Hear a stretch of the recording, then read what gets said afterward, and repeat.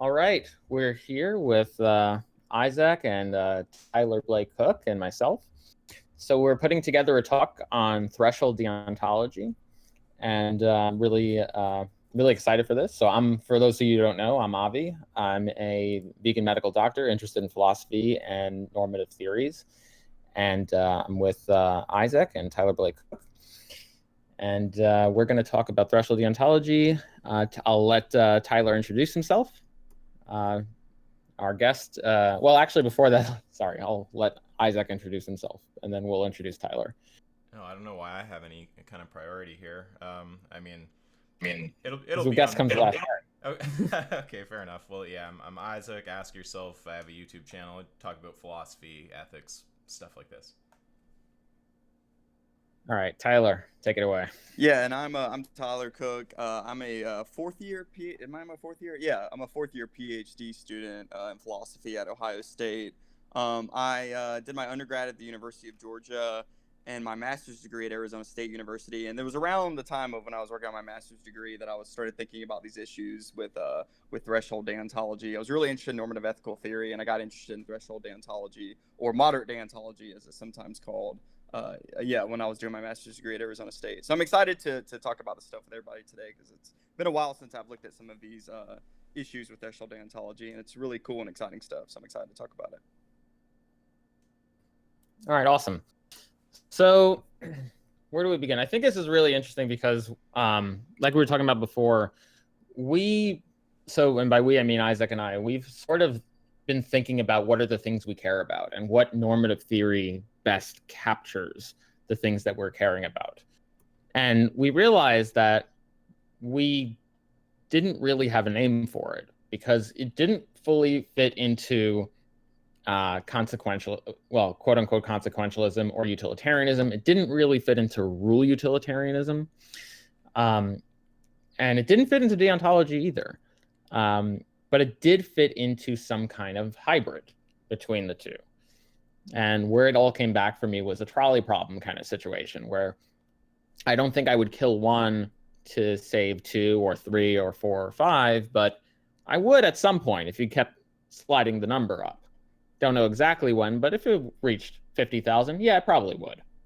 100,000, yeah, I definitely would.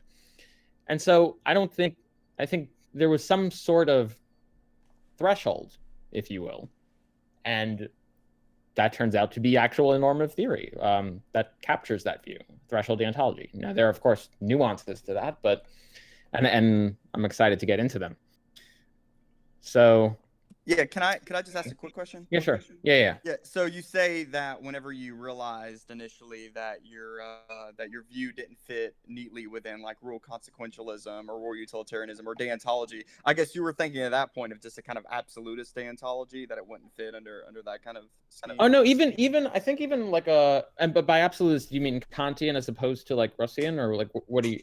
Yeah, something that, like, constraints can never be permissibly violated. Like, you can never permissibly violate somebody's right to life or something like that.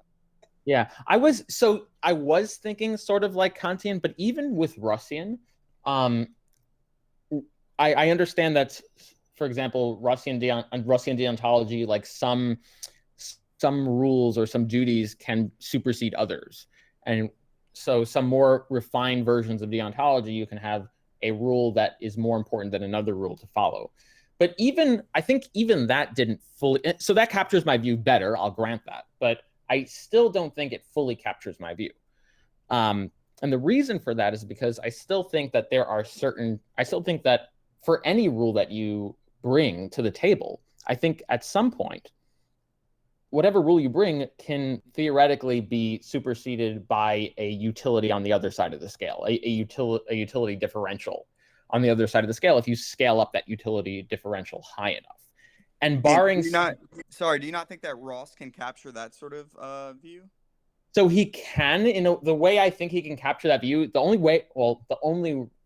I could be wrong about this, but one of the ways I think he can capture that view is by basically introducing utilitarianism as a rule, more or less, by saying it's a rule to improve utility.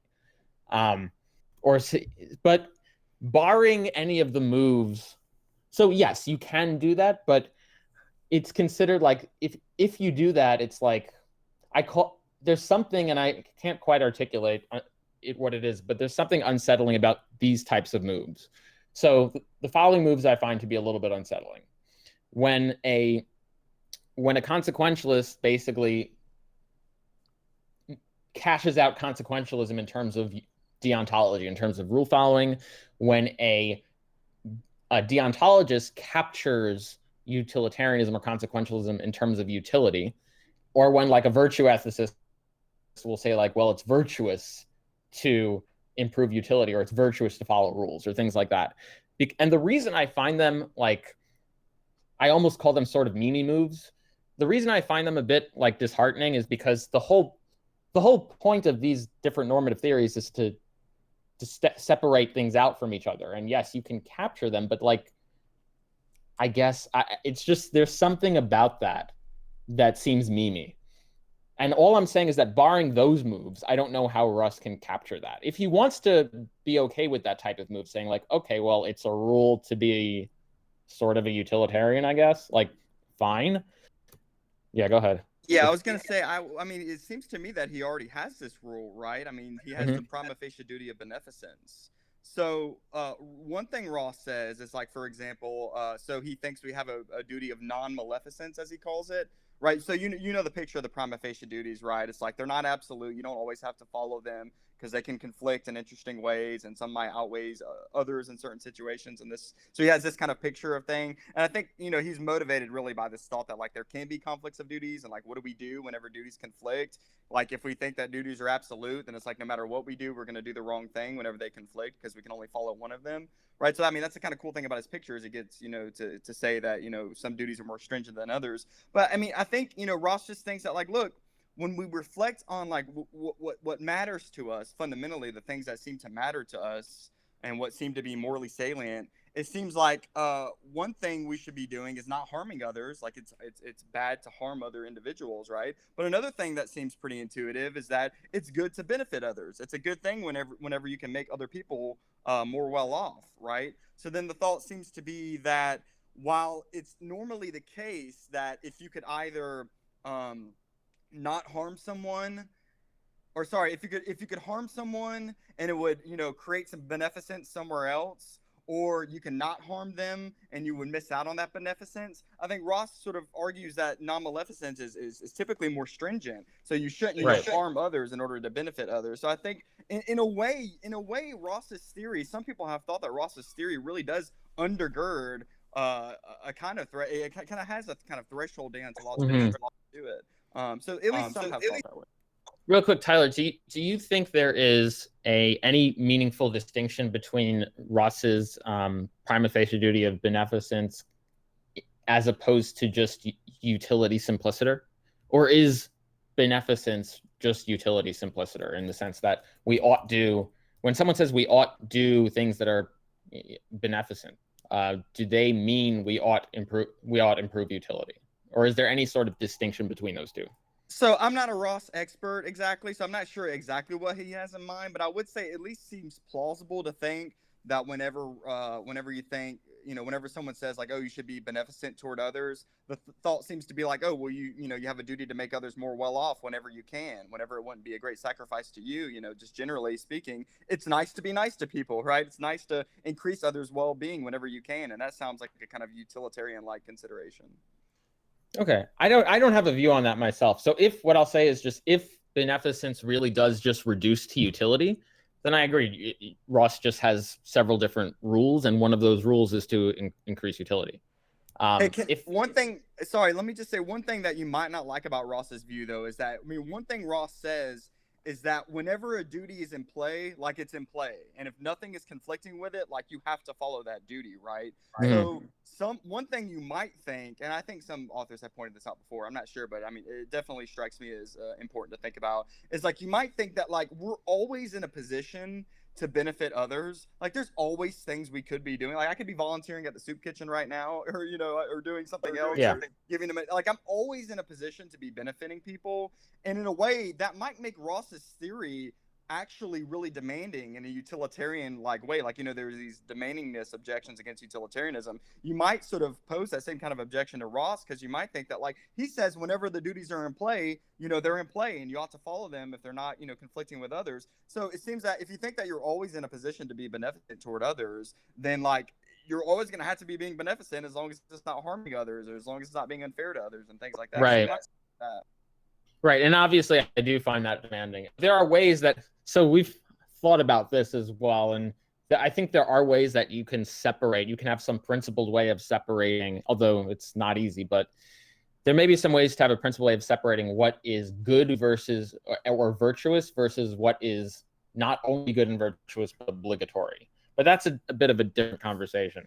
Yeah, I think one we I'm happy might to want to cover some of the more basic kind of stuff before ending up somewhere like that. We should just start. Do you want to start with the graph and just go through it, based on like what we do value? I do. I just had a quick question about beneficence on Ross's view. Is that actually taken to be the sort of highest rule?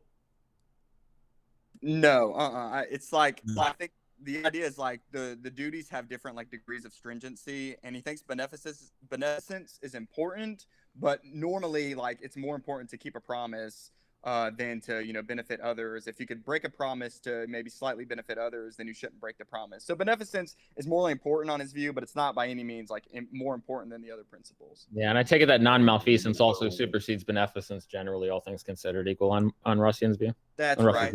Oh, Yeah, that's right. Hey, can I just ask a quick question? Is my volume okay? Sometimes I'm like loud. Yeah, when I talk about you're philosophy. perfect actually. Okay, I get really excited when I talk about philosophy. Sometimes I might be too loud. So I'm sorry if I get loud, but no, you're good. No, you feel free to just scream at us about Ross or whatever. Sweet, awesome.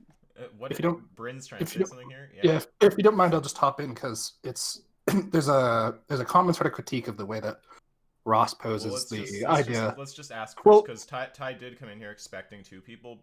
Bryn's also great to talk to. Are you comfortable with a third, or would you rather keep it to just two here? Well, I just have one quick thing to.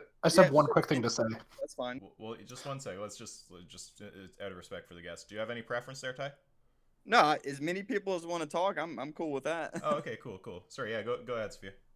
Yeah, so basically in this community we've used the notion of pro tanto reasons quite a lot, and there's a sort of a recent discussion that instead Ross should have used pro tanto notions. So if you use like pro tanto instead of prima facie, the question that you had there sort of blows up. He's basically just saying these are like the immediate reasons, or the reasons that are not themselves like categorical, or not all things considered. So they're just sort of things that add into our moral calculus, but they're not quite like the highest level, as Ty said.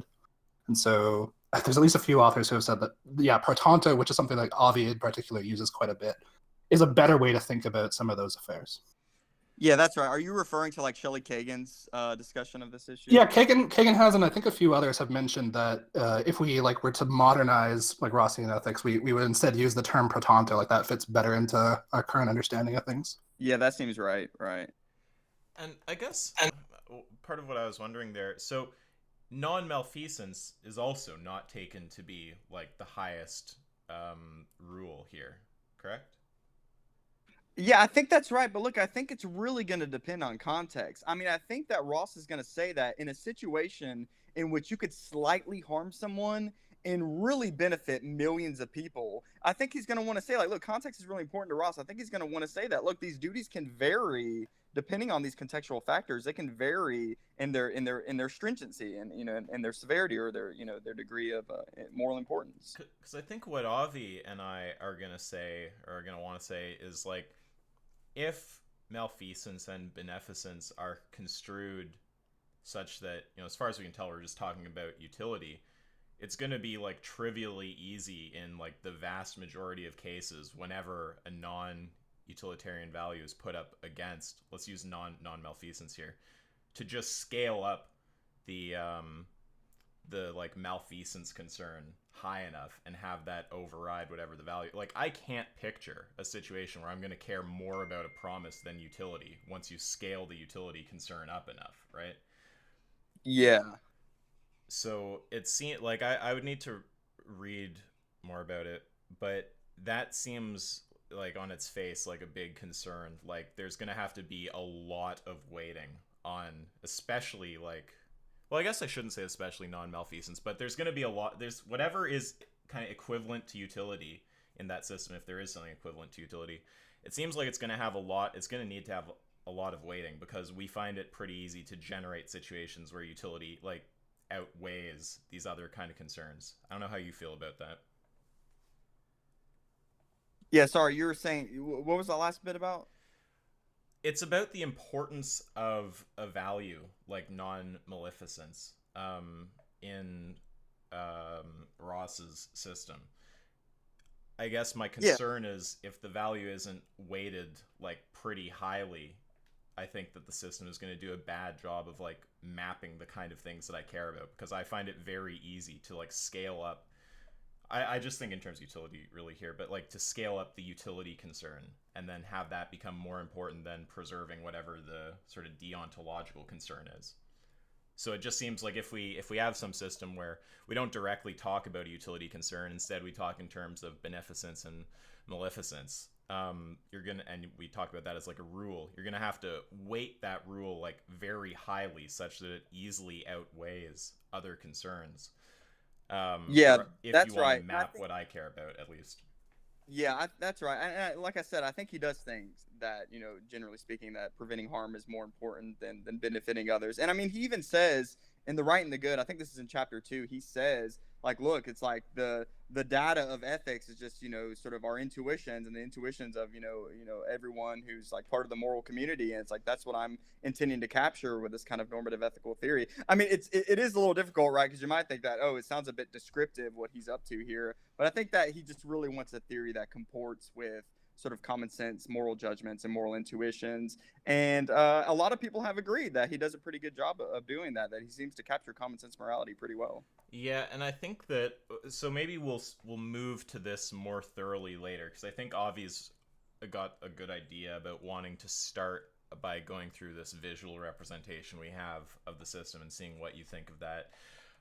But one thing that would be interesting to get into would be whether there's some kind of problem with like talking about TD just descriptively, right? Like Avi and I are going to take the view that like an anti-realist of basically any type can be a threshold deontologist if we alter the language appropriately. Like if you have say that you don't really like, you don't take it that there's like any kind of metaphysically robust like moral properties out there, you think there's just preferences or something like this, like you could just say, well, TD is just kind of a descriptive model for like mapping my preferences. It's a way to quickly communicate the kind of things that I value. We're going to want to say there's not a problem there. Maybe you'll want to say there is, but you could give us a few words on that, but then let's cover some of the basic territory before we get to things like that. Yeah, I think that seems right. I mean, in my thesis, like at the time, I was really attracted to this idea that like the content of morality is just like the intuitions and like preferences of the group, right?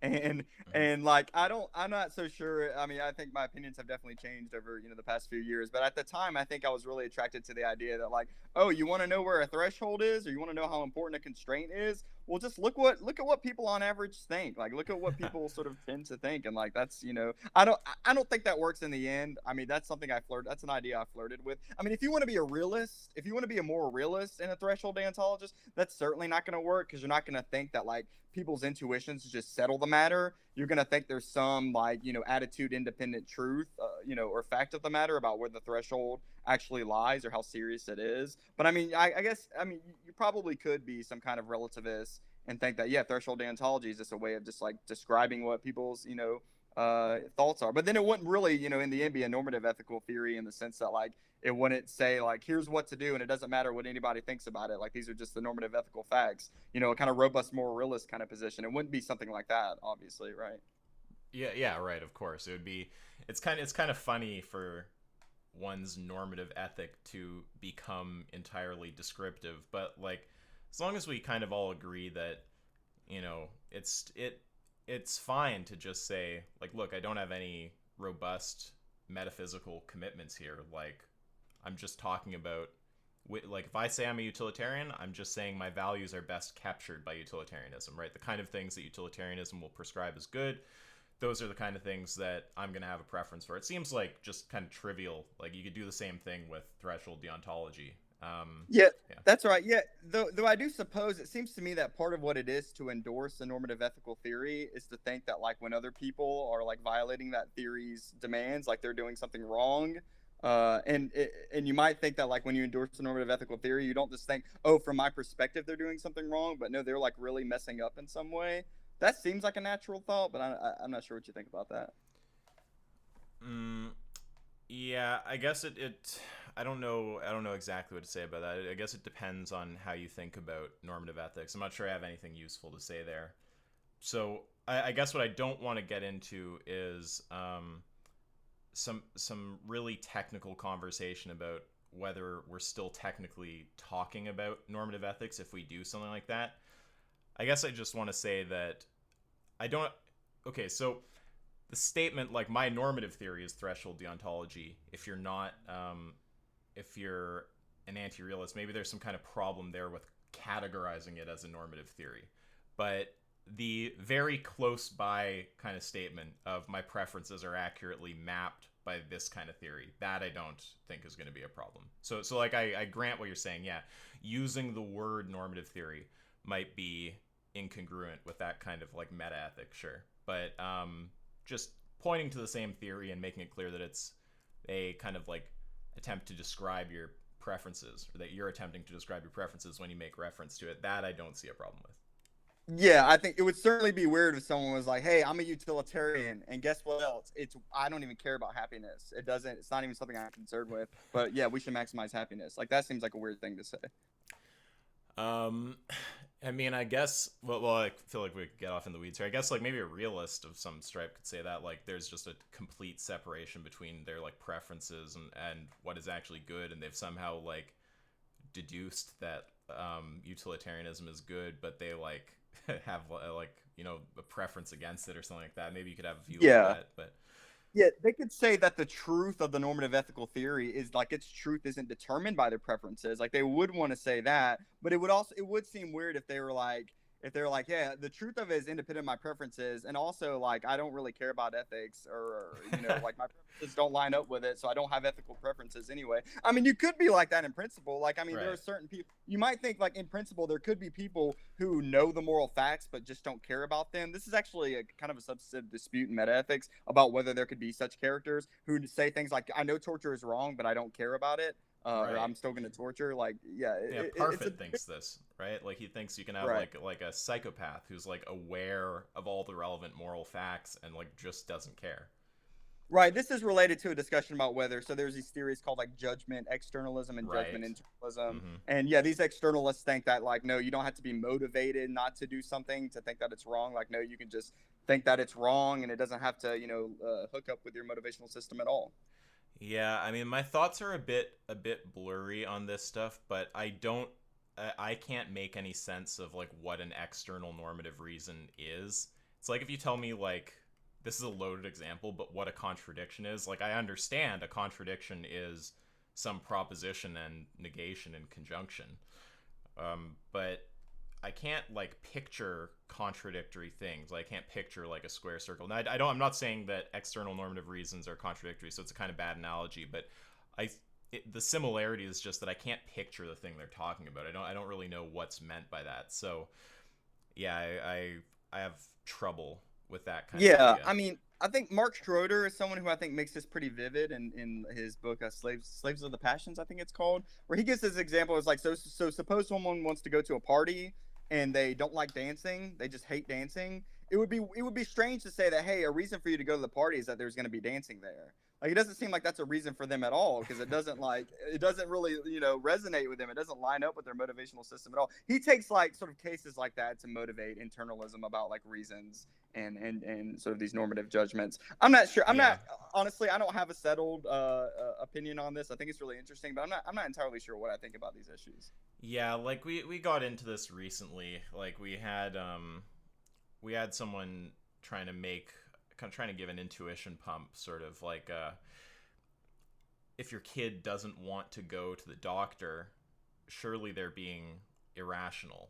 And, if you make the kid aware of all the relevant facts and they still don't want to go to the doctor, surely they're being irrational. And I guess the effect here is supposed to be like, you're supposed to go, well, of course, like, obviously kids should go to doctors, so the kid must be being irrational. But you start, it's like, the idea is it's supposed to prompt you to go, well, there must still be a reason of some sort that exists there. But when you think about it carefully, like, I have no clue what it would possibly mean to say that kid has a reason to go to the doctor, as therefore being irrational by, not doing so. If it's the case that given total information, they don't have any kind of desire to go to the doctor, that just confuses me. I don't know what someone's saying if they say something like that. Yeah, well, how about an amendment on it and say something like, not only do they need total information, but there has to be like a sound deliberative route from that information to like what they ought to do. Because you might have total information, but you might make fallacious inferences on the basis of that information. So you might think that what's going on with the kid is, you might think that really fundamentally they would be motivated to go to the doctor if they only were making, the right inferences that they should be making from all the relevant information, and connecting that with their preferences. If only they could see how that information favors their well-being or something, and maybe they care about that, then maybe they would be motivated to go, and that, then they could see it as a reason for them to go. So I think internalists are going to want to say that in cases where I think at least one thing they might want to say is that in cases in which you might think that a person doesn't have a reason because you give them all the information and they still, you don't see it as a reason. You might think that they're not making the right inferences, or they're not sort of engaging in deliberation in the right way in order to see that it's a reason, that it actually does, or it should resonate with them. It should link up with their motivations. Now, see, I think that just pushes the question back a step. Maybe you can find a flaw in my thinking here, but okay, so initially the kid hasn't been given any kind of reasons. They don't want to go to the doctor. Or they haven't been given any information. Sorry, they don't want to go to the doctor. The parents give them full information, and they still don't want to go to the doctor. The idea is like, okay, at that point, like, I don't know what it would mean to say they're being irrational. They don't have reasons. So then the reply is to say, oh, well, wait, maybe they have all the information, but they haven't made certain inferences like from that information. But I think that's just remedied by saying, like, they know, let's just grant in this example that they know all the entailments of whatever they believe, like whatever inferential chains can be like built out of the propositions they take to be true or false or whatever. They know all those entailments. So like if they know certain things about mathematics, like they're going to know everything that follows from those propositions they know about mathematics. It just seems like you can raise the exact same problem. If instead of saying, if they know X and they still don't have a desire to go to the doctor, I don't understand what it means to say they have a reason. The exact same response, right? If they know X and all the entailments of X and they still don't have any desire to go to the doctor, I don't know what it means to say that they have a reason to go, right? It seems like all I need to do to deal with that is just like correct for pushing the question back a step by adding like this further kind of postulation that they know all the entailments of their beliefs. Yeah, I get that. And that seems plausible to me. That seems like a reasonable way of thinking about it. I think like again, I don't have a settled opinion on this, but I think that someone like maybe like a Peter Railton, or someone who thinks that like an idealized version of the subject, like they would regard it as a reason. And like, if you think that that's like the right way to latch onto someone's reasons, then maybe then they could be said to have a reason. Like some people say that like, oh, your desires aren't actually what give you reasons for action. It's like your informed desires, or the desires you would have if you were like suitably idealized or something, if you knew what was good for you or something like that. Yeah, I know that. I don't think I buy into that at all, by the way. It seems very mysterious and very abstract to me. But some people would argue that, oh, an idealized version of yourself would see that it's good for you and would see that, that you have a reason to do it. So actually you have a reason to do it because, a suitably idealized version of you would. Well, and it seems very likely question begging, don't you think? We'd have to explore what exactly someone means when they say that, but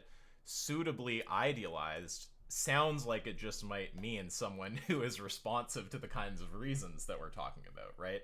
Yeah. Which, like, why can't, what's the contradiction in positing an agent who's not responsible or responsive to those reasons? Yeah, and it might be a way of trying to sneak in certain values that you might think that are objective that anyone should have no matter what they think. Absolutely. Like you might think the person that's what I meant, the person who just wants to count blades of grass all day, you might think, oh, an idealized type person might want to say, oh, well, an idealized version of them wouldn't want to do that. They would see that like friendship and other activities are better for them. But it's just like, on what grounds would you think that that's the case? Unless you just think these things are somehow objectively valuable, no matter what, a person's preferences are or something like that. Yeah. Okay. We could go further down that pathway, but I think let's. I don't know what your time's like, so maybe we'll go to the graph, Avi, if you have that there. Yeah, sure.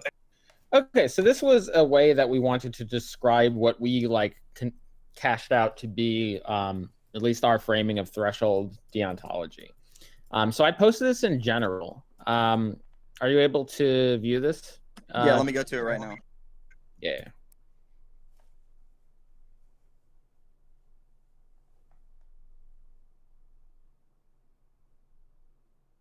Let me know when you got that up.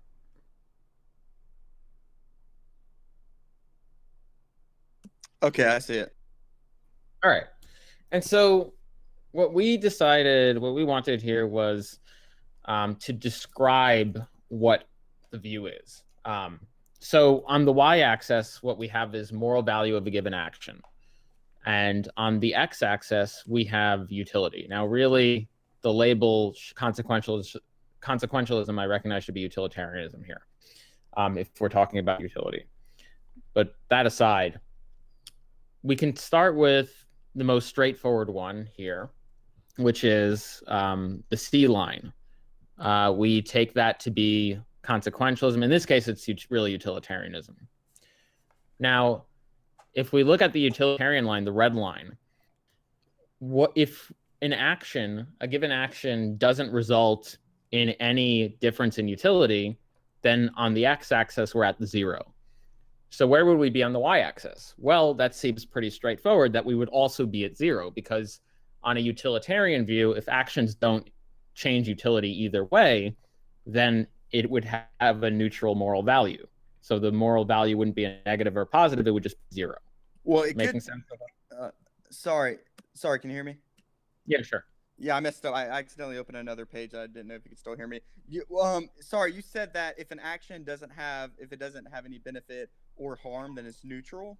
On utilitarian. I'm saying on a utilitarian view, if an action doesn't change utility either way, then it would be neutral on a utilitarian view. Okay, but it could still be wrong, right? I mean, suppose you have another action option available to you that you don't perform that would maximize utility. If you opt for the action that's not going to have any harm or benefit, then it is wrong to perform because sure.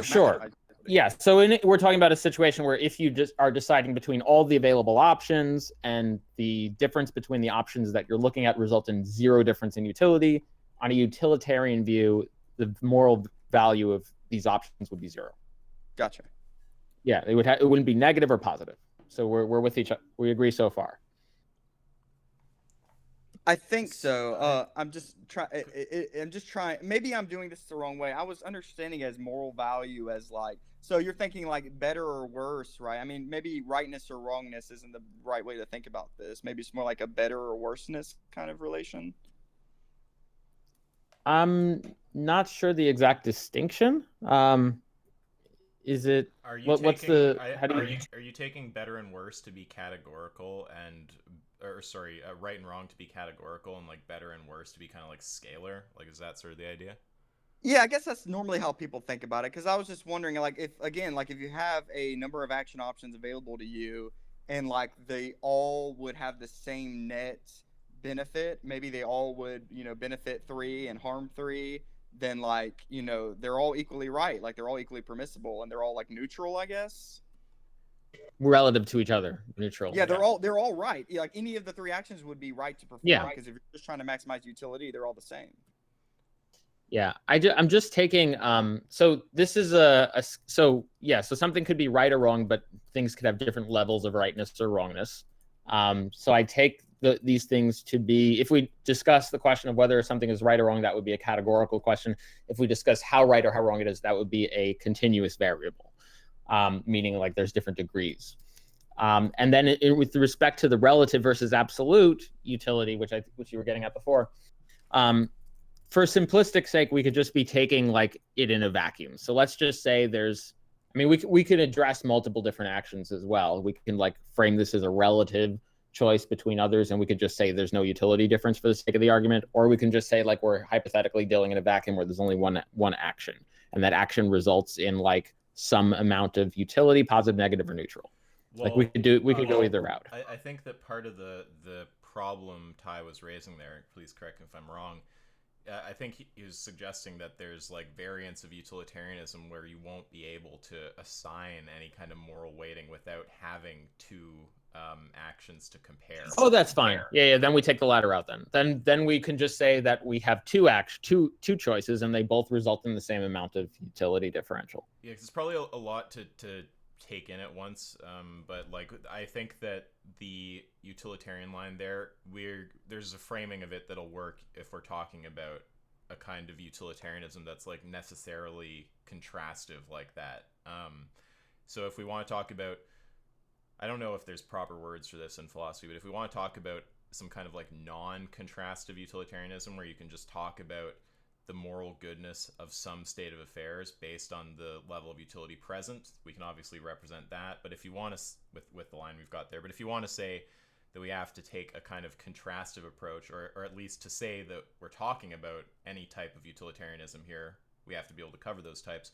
I think we can do the same thing with what we've got here. I think that you can just talk about the differential between two states of affairs having some level of utility, either neutral, positive, or negative, and that corresponding to kind of a rightness or wrongness to the action.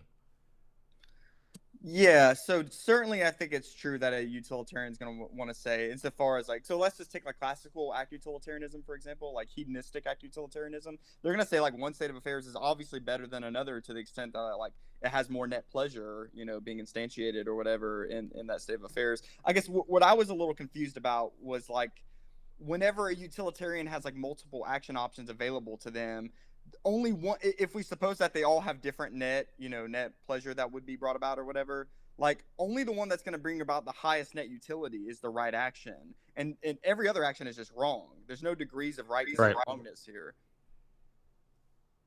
Oh, I see what you're saying. It's like the concern about it being like a relative kind of thing, right? Because you don't want to say, in virtue of this state of affairs having higher than neutral utility, it's always good on utilitarianism, because if there's some kind of utilitarianism that considers situations like relative to each other, you could have two options, both of which are utility maximizing, but one to a greater degree than the other, and therefore that first situation we talked about, despite maximizing utility, would actually be like the bad choice. Is that kind of yeah I think what you meant to say is that they could both be utility promoting, but only one of them is utility maximizing. That is, only one of them is going to result in a state of affairs with the most pleasure. So then you might have a case in which you have two states of affairs with large amounts of pleasure, in both states of affairs. But if an action, if you're considering a set of actions and like, different actions are going to bring about different states of affairs, only the one that's going to bring about the most pleasure is the right action, and the other ones are just wrong. But they would be differing degrees of wrong, right? Well, some of the wrong actions might be worse than others, if that's what you're saying. So if you brought about a state of affairs with a lower utility than another one, but it's still not the maximum or the optimal amount, then like, that would still be wrong, but it might not be worse than the one in which you bring about even less pleasure. Like, obviously, like, the concern is like, if the graph is like if there's fixed values on the x-axis, like, how do I say this? It's like, I understand what's being said here. Yeah. It's just but that's just an issue of the point of origin. Like, you could always just change the point of origin on the graph just to reflect that. So you can say, well, this is the right action, and all other actions are just variably different values of negative on the y-axis. Then that would just be shifting the axis, shifting the the graph such that the point of origin is measured differently. Yeah, I don't know if this will help at all, but I mean, another way of maybe, I don't know if this will help, but like another way of thinking about like the consequentialist view, the utilitarian view, it's just like rightness and wrongness is just like binary, right? It's like the action is either right or it's wrong. And again, the thought is that like some actions might be worse than others, but they're all wrong if they're wrong at all, right? But and there's just one right action, and it's not more right than any other action. It's just the one right action. Well, I think the question of whether something is right or wrong is binary. I think the question of how right or wrong something is not binary. I think that is a continuous variable. Another way to cash this out. So I think there's two ways to cash it out. One way is you can just point out it's an issue of just where the origin is on the graph, which is fine. That happens all the time. The other thing is just to say like, okay, well, we can just label the y-axis, which it is labeled the moral value of a given action, and whatever has the highest moral value, whichever action has the highest moral value, is the right thing to do. That would be another approach. Yeah, among a set of action options, whichever one. Yeah, among a set of action options, whatever gives the highest moral value is the action that is the right action to do. Yeah, so like you take three discrete. Yeah, you could take like 3 discrete points on the graph that all are generating like more utility than disutility, and then the algorithm to like choose which is right is just which is maximizing utility to the greatest degree. So you can notice they're all utility promoting, but then notice one is the most utility promoting, and then therefore that one gets to be the good one. So in this case, if we look at the graph, if we take looking at the C line, if we take that top rightmost point to be the end of the line, like suppose it doesn't go any further, like that's just the right action, and all the other actions along that line are just wrong. Like, yeah, is that how you're gonna yeah. Or if there were discrete points, they would be like vertical lines on this, and say you had 3 discrete points, whichever has the highest like y coordinate on that C line would be like the good one. Yeah. Yep, I get that. Good. Yeah, and it would be the right choice in virtue of being on the highest y, having the highest y value, which is moral value of a given action. So whichever action produces the highest moral value is the quote unquote right action to perform. Yeah, and that'll work if you're... that makes more sense to me now. So then when I'm understanding that C line, it's just like, okay, there's a bunch of actions that could be along that line, and then in any given case, it's just like only a certain amount of those are going to be available to you. Like you can only produce a certain amount of well-being in a given case. It's like whichever one's the highest along that line, like that's the right one. And then this moral value idea is like some of those are worse than that one, and all the ones that are worse are like they're wrong, and that one's just the right one, the one's to the most right. Yeah, but you got another like important element of it, which is like it's a big continuous graph that just goes on forever. But we can talk about situations where you have a choice of being at any point on the graph, or we can talk about situations where the options are like these 7 discrete vertical points or lines or whatever. It's like which is the best. So yeah, whether you're talking about the space of like all possible actions or just like narrowing it down to some options, like you can still do the same kind of calculation to find like which action is the best one. Yeah, it seems obvious to me now that we're talking about it this way. So sorry if that was obvious, but now it does make sense. It's all good. I think it's actually a very worthwhile little set of concerns to raise there, because we do want to make it clear that like we're not just talking about certain types of utilitarian. Like I think you can talk about all the kinds of utilitarianism with a graph roughly like this. You might just have to make a few little tweaks. But yeah, let's sorry. Yeah, I was gonna say, suppose that like you're thinking of an act utilitarian type person, you're gonna want to say, like I was saying earlier, if you have just a few dots along the line that are available to you, if you represent those as your action options, then obviously the one that's most to the right is the right one to do. But I mean, even if you're kind of like satisficing type person, so satisficing consequentialists say that you don't have to maximize utility, right? You just have to do enough. So then there might be a case in which there's multiple dots along that line, and maybe there's 2 or 3 over to the right, and they all do enough to count as right. So any of those would be the right action to perform. Like all of those are permissible, but then all the ones to the left of it would be wrong. So even then, you could have like that line representing a kind of satisficing consequentialist view. But then the idea is like no matter the consequentialist view in question, like or let's say no matter the utilitarian view in question, as long as it's well-being that we're concerned with, it's always going to be the case that like the action is going to get better the more right it moves. That's definitely true. Exactly, like because the graph is always going to look the same. What you're talking about is basically like the kind of algorithm to like interpret the graph, right? Like like, do we say that anything past some kind of vertical like satisficing line is good, or do we say just the furthest right point available is good? Like those aren't questions that would involve actually like changing what the graph looks like. It's just about how we want to interpret it given our particular form of utilitarianism. That's right. That's just the difference in the different kind of utilitarianisms, how they understand where Yes. the rightness falls on the graph. Exactly. It's not actually none of those versions of utilitarianism would actually necessitate changing the graph at all. Just how we think about it. Exactly. They wouldn't deny it. They're committed to saying that, you know, the better the consequences, you know, the more the good in the consequences, the better, you know, it is. So they would all agree with this upward trend. Okay, it sounds like we're aligned on this. Do you want to go on to the other lines, Avi? Yep. Yeah, we can go to the D line now. All right, so you still got it pulled up, Ty? Yep. Okay. So the D line would represent deontology. And for the sake of simplicity, we could go on to Russian, but for the sake of simplicity, well, we could go to Russian and we can frame it as Kantian or Russian, but we can deal with this as where beneficence is not simplicity or utility. I think we can just start with actually no, I think we could do Russian. So D we can represent as Russian deontology, in which with just the understanding that we're not talking about beneficence being equivalent to utility, right?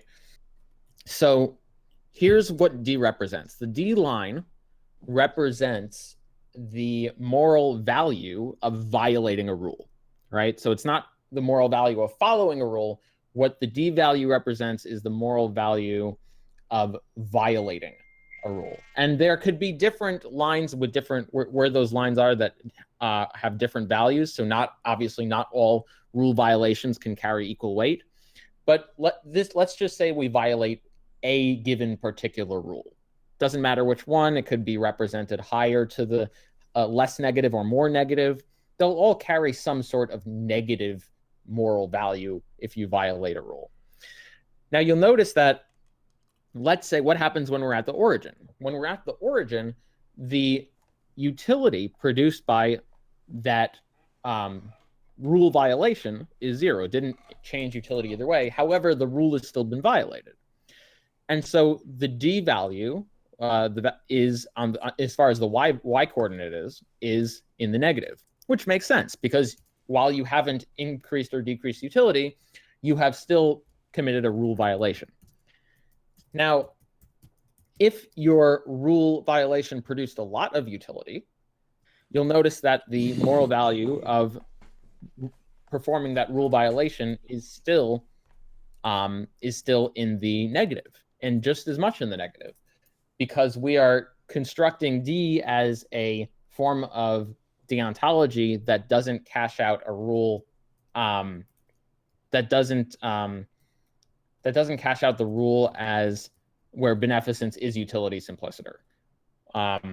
Is that making sense so far? Ty?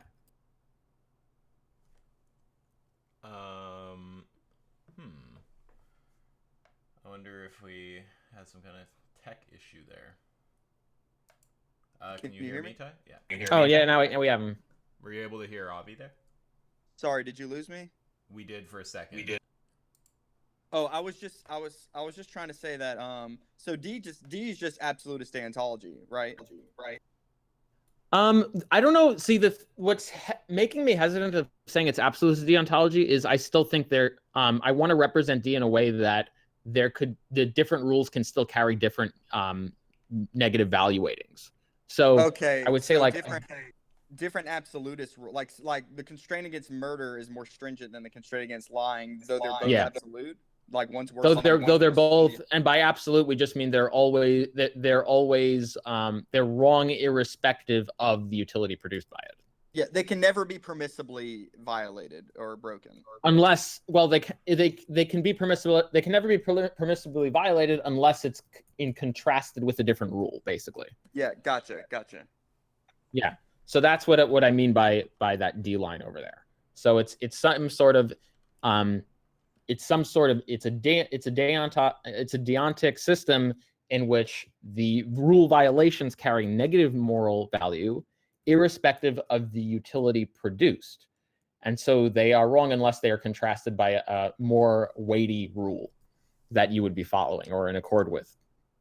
Okay, I see. I just a quick observation here. I think like it is interesting because like the way you're talking about absolutist deontology is interesting because I guess you could have an absolutist deontological theory that says different rights violations or different constraints have different degrees of seriousness or stringency, and whenever they conflict, like you should respect the more serious one, but you should never, if there's ever just one in play, you should never violate it for the sake of producing some good consequences. Like that's interesting that you put it that way because I think normally like people think about Kant's deontological theory, like that's just like the paradigmatic absolutist theory, and he thought I think there's sort of differences in Kant interpretation here, but I think he does say something like he thinks that there would never, in principle, there could never be conflicts of duty, and so we would never get this we would never even need to sort of reflect on this question of like how seriousness or how serious different rights or constraints might be. So it's interesting that you put it this way because I think that's certainly a coherent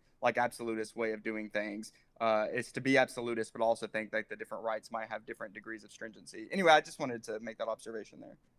Yeah, I mean, if someone wants to point out the contradiction with the duties conflicting each other, I invite them to do so. I mean, I guess they'd have to define the duties in terms of each other somehow, but in any case, yeah, I mean, I think it's clear on what the D line means. So it makes sense why the D line, regardless of whether the utility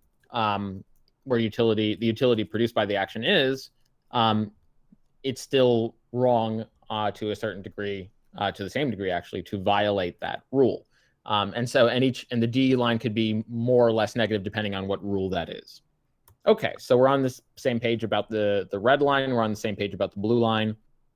And so then we can move on to the T line, or the threshold deontology line.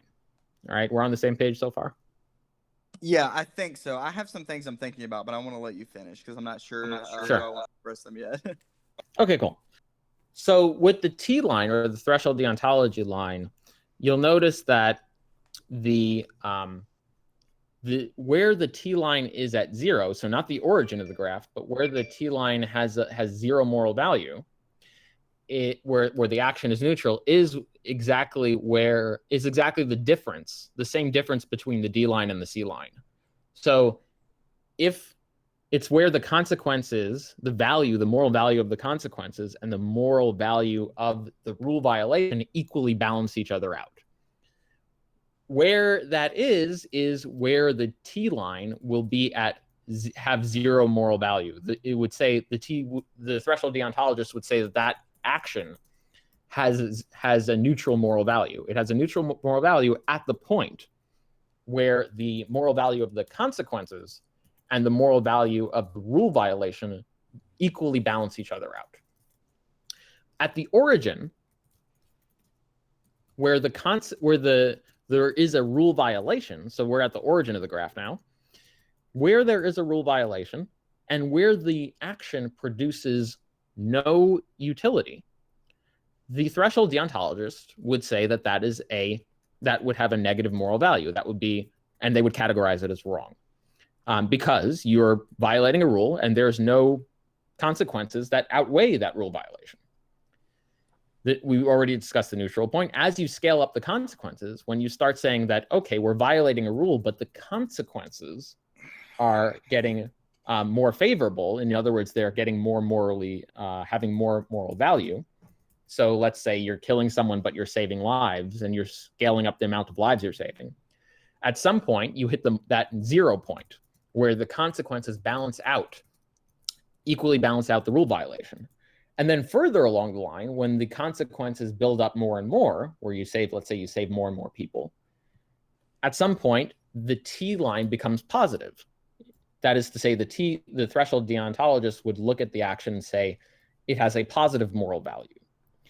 And the reason it has a positive moral value is because the moral value of the consequences is now outweighing the moral value of violating the rule in question. Are we with each other? We're following so far? Yeah. So, like, the nice thing about the visual mapping, well, there's probably a few nice things about it, but you can kind of see, like, the T line is just the C line offset by the distance between the horizontal line and the D line, right? So, like, say that we're picturing some deontic wrong. Let's just take it that lying is a deontic wrong in this context. Now, say that we're gonna take like a series of possible worlds that each have the same lie told in them, but the effect on utility varies across this series of worlds, right? So you can see, like, by looking at the graph, in the worlds where utility is negative and the lie is told, you have this like amplifying effect where the T line ends up below the C and the D line, right? It's consequentially bad and it's deontically bad. That's really not good. At the intersection on the graph, you can see there's some point where consequentially the lie is neutral, right? It's the effects of telling it there's just no impact on utility, but it's still a lie, so the action is still bad, even when on consequentialism alone it would be neutral. Then, you know, you move further along and you can see that there's an area where, despite the consequences being positive and therefore the lie being good on consequentialism, there's still this deontic offset, right, where it turns out being negative. But at some point, the consequences become good enough that the deontic offset just leads you to neutrality. And then if you just keep making the consequences better and better and better, that offset, although it does result in you saying the action isn't as good as it would be on pure consequentialism, you still end up saying it's good despite there being, you know, kind of like a pro tanto consideration against it.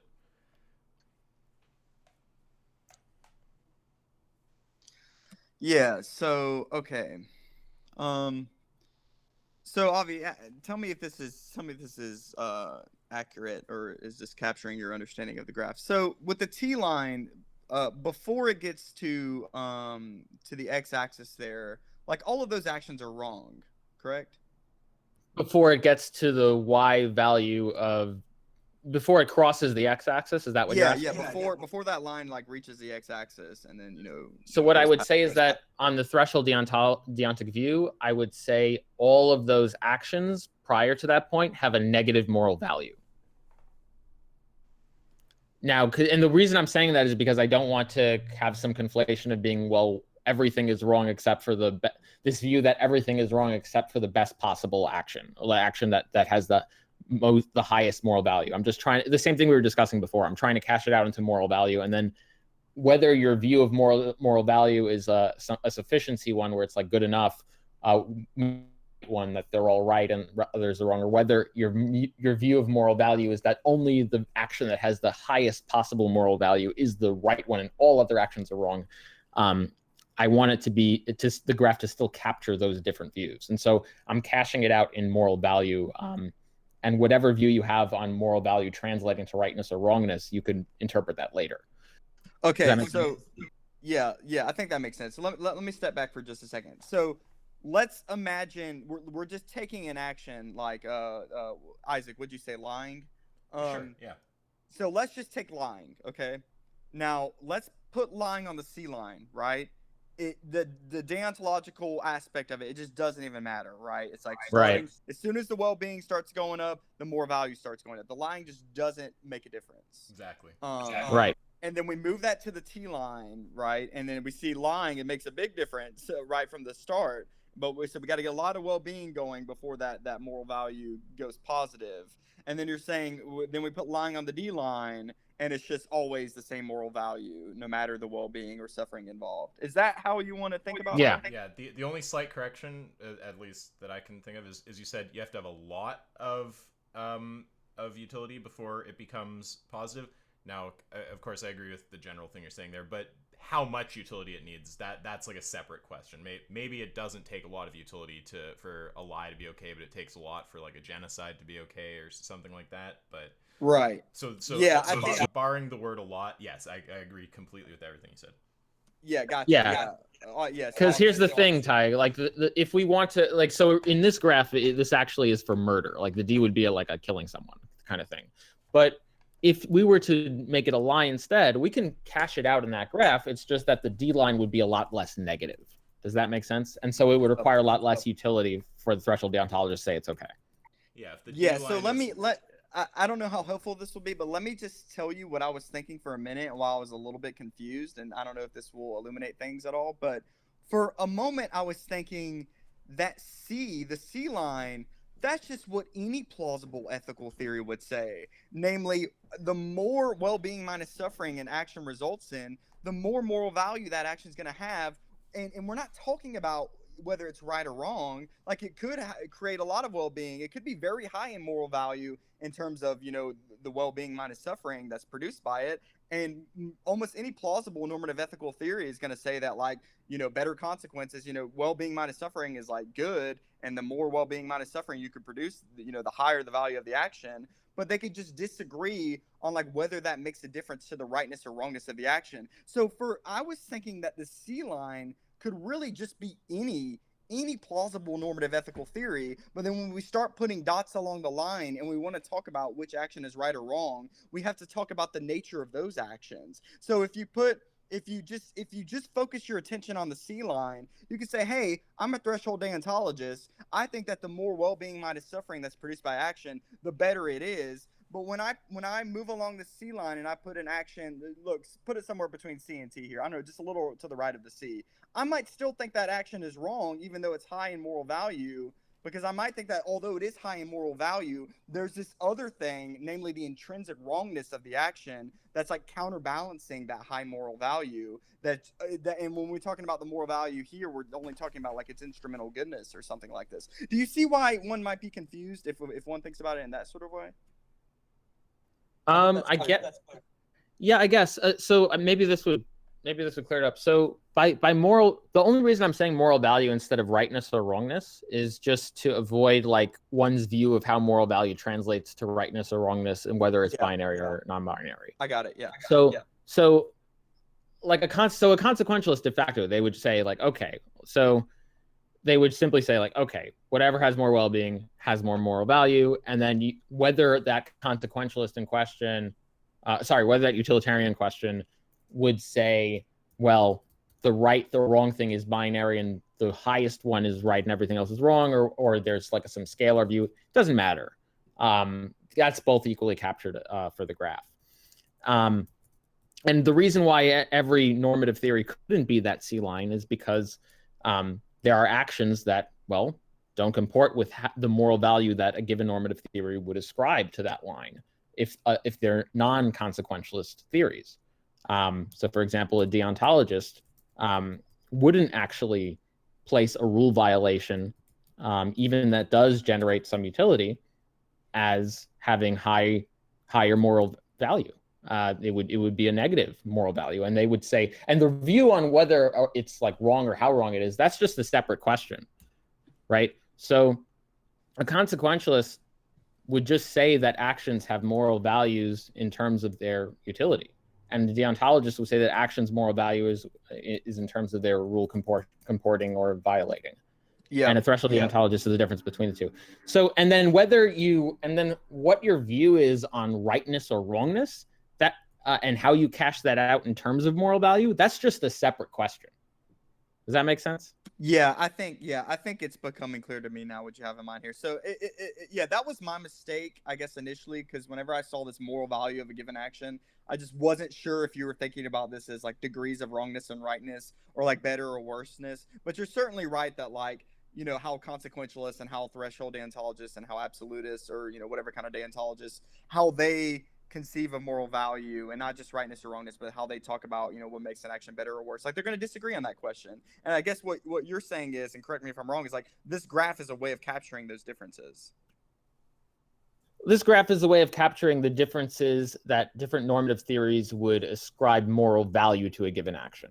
Yeah, Right. that's good. Yeah. So are That's you what comfortable with using the language of better and worse here with the moral value? Yeah, that's fine. You can say as long as it's clear that the question of rightness and wrongness is a separate thing, right? So because I understand some people can say like the most right, the most better, the best action is the right action, and all other actions on that spectrum are all just wrong actions. Yeah. Right. And there are other people that can say that, well, actually, if it's good enough, then it's still right, but maybe not as right. So the graph is not meant to deal with that question. That's the idea is just if there's two layers of like moral analysis, and the first layer is like, is it better or worse, and then the second layer is it right or wrong. That second layer, we just don't even really need to like talk about that right now, I think, is basically what you're saying, Avi. Like we can just talk about that first layer. Yeah, because the graph is just meant to describe how different normative theories cash out the first layer. That's all it is. Yeah, because if we end up with these questions after, like, okay, on TD this action is better and this action is like way better, which is right? It's like, well, that's like a separate question. I was gonna say second order, but it's not like a meta-ethical question or something. It's just it's like a step removed from what we need to talk about to make sense of the graph. It's like a kind of further question. Yeah, I think that's right. I think maybe initially I was overcomplicating things a bit in how I was thinking about it, but I think the more I'm looking at it, the more I'm thinking about it, I think it does seem to make sense. Well, I mean, if you realize that we're crazy after, please feel free to contact us again and yeah, tell us you guys are just way off. Way off. Be nice. Yeah, no, it's good. Okay, so yeah, we've got the general idea across here. Avi, I mean, we have a whole series of like questions. I don't know if we'll get into all of them, but Avi, do you have a particular place you want to go now? Did you want to say more about the graph, or you want to just start asking some of these things we have here? I think we have clarity on the graph if everyone agrees, and I think we can agree that this is like, in terms of how these three, at least how they're structured, normative theories classify moral value for a given action. I think the graph does a pretty good job at describing that, which is the purpose of the graph, to describe how these three normative theories ascribe moral value to given actions. Hey, can I say one other thing about T? Sure. So do you think T can vary? I don't know if you said that it could. Do you think that T can move around? How do you mean? Oh, you mean shifting T up or down? Is that what you mean with the same slope? I mean, depending. I guess my thought is that depending on the constraint or the duty or right, however you want to talk, depending on the deontological constraint in question, that line might move around. Oh, right? yeah, of course. Yeah, absolutely. By definition, it will. Yeah, the idea is like, see how the gap between the C and D line is the same size as the gap between the x-axis and the D line? Yeah. Say that you had an action that was deontically wrong to a far greater degree, like, exploding a planet or something. Let's say that's like really wrong on some deontological theory. Then you're talking about a way lower D line. Everything comes out the same, except the gap between the horizontal line and the D line is way larger, and consequently, no pun intended, the gap between the C line and the T line ends up being equivalently larger. Same if you have a deontic wrong that's less wrong, right? It's going to all get smaller. Good. Yeah, I should say that does sneak in one assumption. So I think it's in the Stanford Encyclopedia. Are you guys familiar with the Stanford Encyclopedia of Philosophy? Oh yeah. So I think Larry Alexander and Michael Moore, I believe they wrote the entry on deontological ethics. And one thing that they point out is that there's actually two different versions of threshold deontology. Like, you might have a version, you might have what I would think is a really implausible version that locates the threshold for every deontological constraint, like at the same place, like the same amount of consequences go for. Oh God, yeah. Ooh. Yeah, so that's the simple version, I think they call it, versus this sliding scale. I think that's the terminology used. This sliding scale version of deontology, and that would be the sense in which the T might move around, right? In this latter kind of case. Yes, right. The way to think about that, Ty, is Yeah, the way to think about that, Ty, is if let's just imagine you slid the D line up or down, right? Then what would happen to the T line is the T line would slide up or down accordingly to the same degree. And consequently, the intersection of the T line and the x-axis would move, which is the threshold, would move left or right. So, like, if you take a deontic wrong that's a lot less wrong, let's say that there's some model where, like, flicking someone is wrong to, like, a very small degree, you're gonna, again, whole thing's gonna look the same, except D line is gonna be higher, and therefore T line is gonna be higher to the same degree. But if you raise the T line up, what's gonna happen to the intersection point of the T line and the x-axis, aka the threshold, where on threshold deontology the action moves from wrong to right? Well, it's going to move leftwards, right? It's going to be, the threshold will go down. Yeah. Yep, and C never moves, right? Yeah, we take it C is just constant.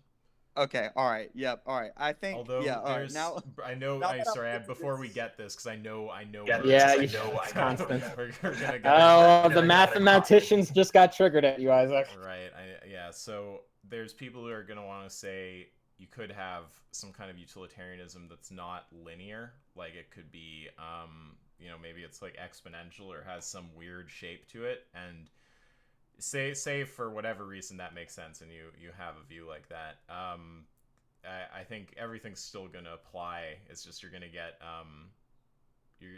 everything just said will apply, except there'll be a different the T line will also take on that kind of weird shape, but it'll still be offset to the same degree by the D line, and vertical or horizontal movement of the D line will still result in up or down movement of the D line will still result in left or right movement of the threshold, regardless of if you have a linear or non-linear kind of utilitarianism. Okay, yeah, that makes sense. Okay, so after staring at this for a while, I think I've got it. I think it looks good. I might have some lingering questions, some things I think about later on, but for now, I think I'm pretty good on it. Yeah, I mean, it might take some mulling over. I mean, you know more about this than either of us by a long shot, surely, but also new information, especially if you have a bunch of thoughts on a topic, you got to synthesize it and let it all gel and kind of see. So yeah, I get what you're saying. You're like comfortable enough, but you still need to kind of like think on it a bit to like fully know if you agree. Yeah, sure. Yeah. Okay. All right, cool. We can move on to the questions. Yeah, that's definitely enough that we can continue on talking for sure. Okay.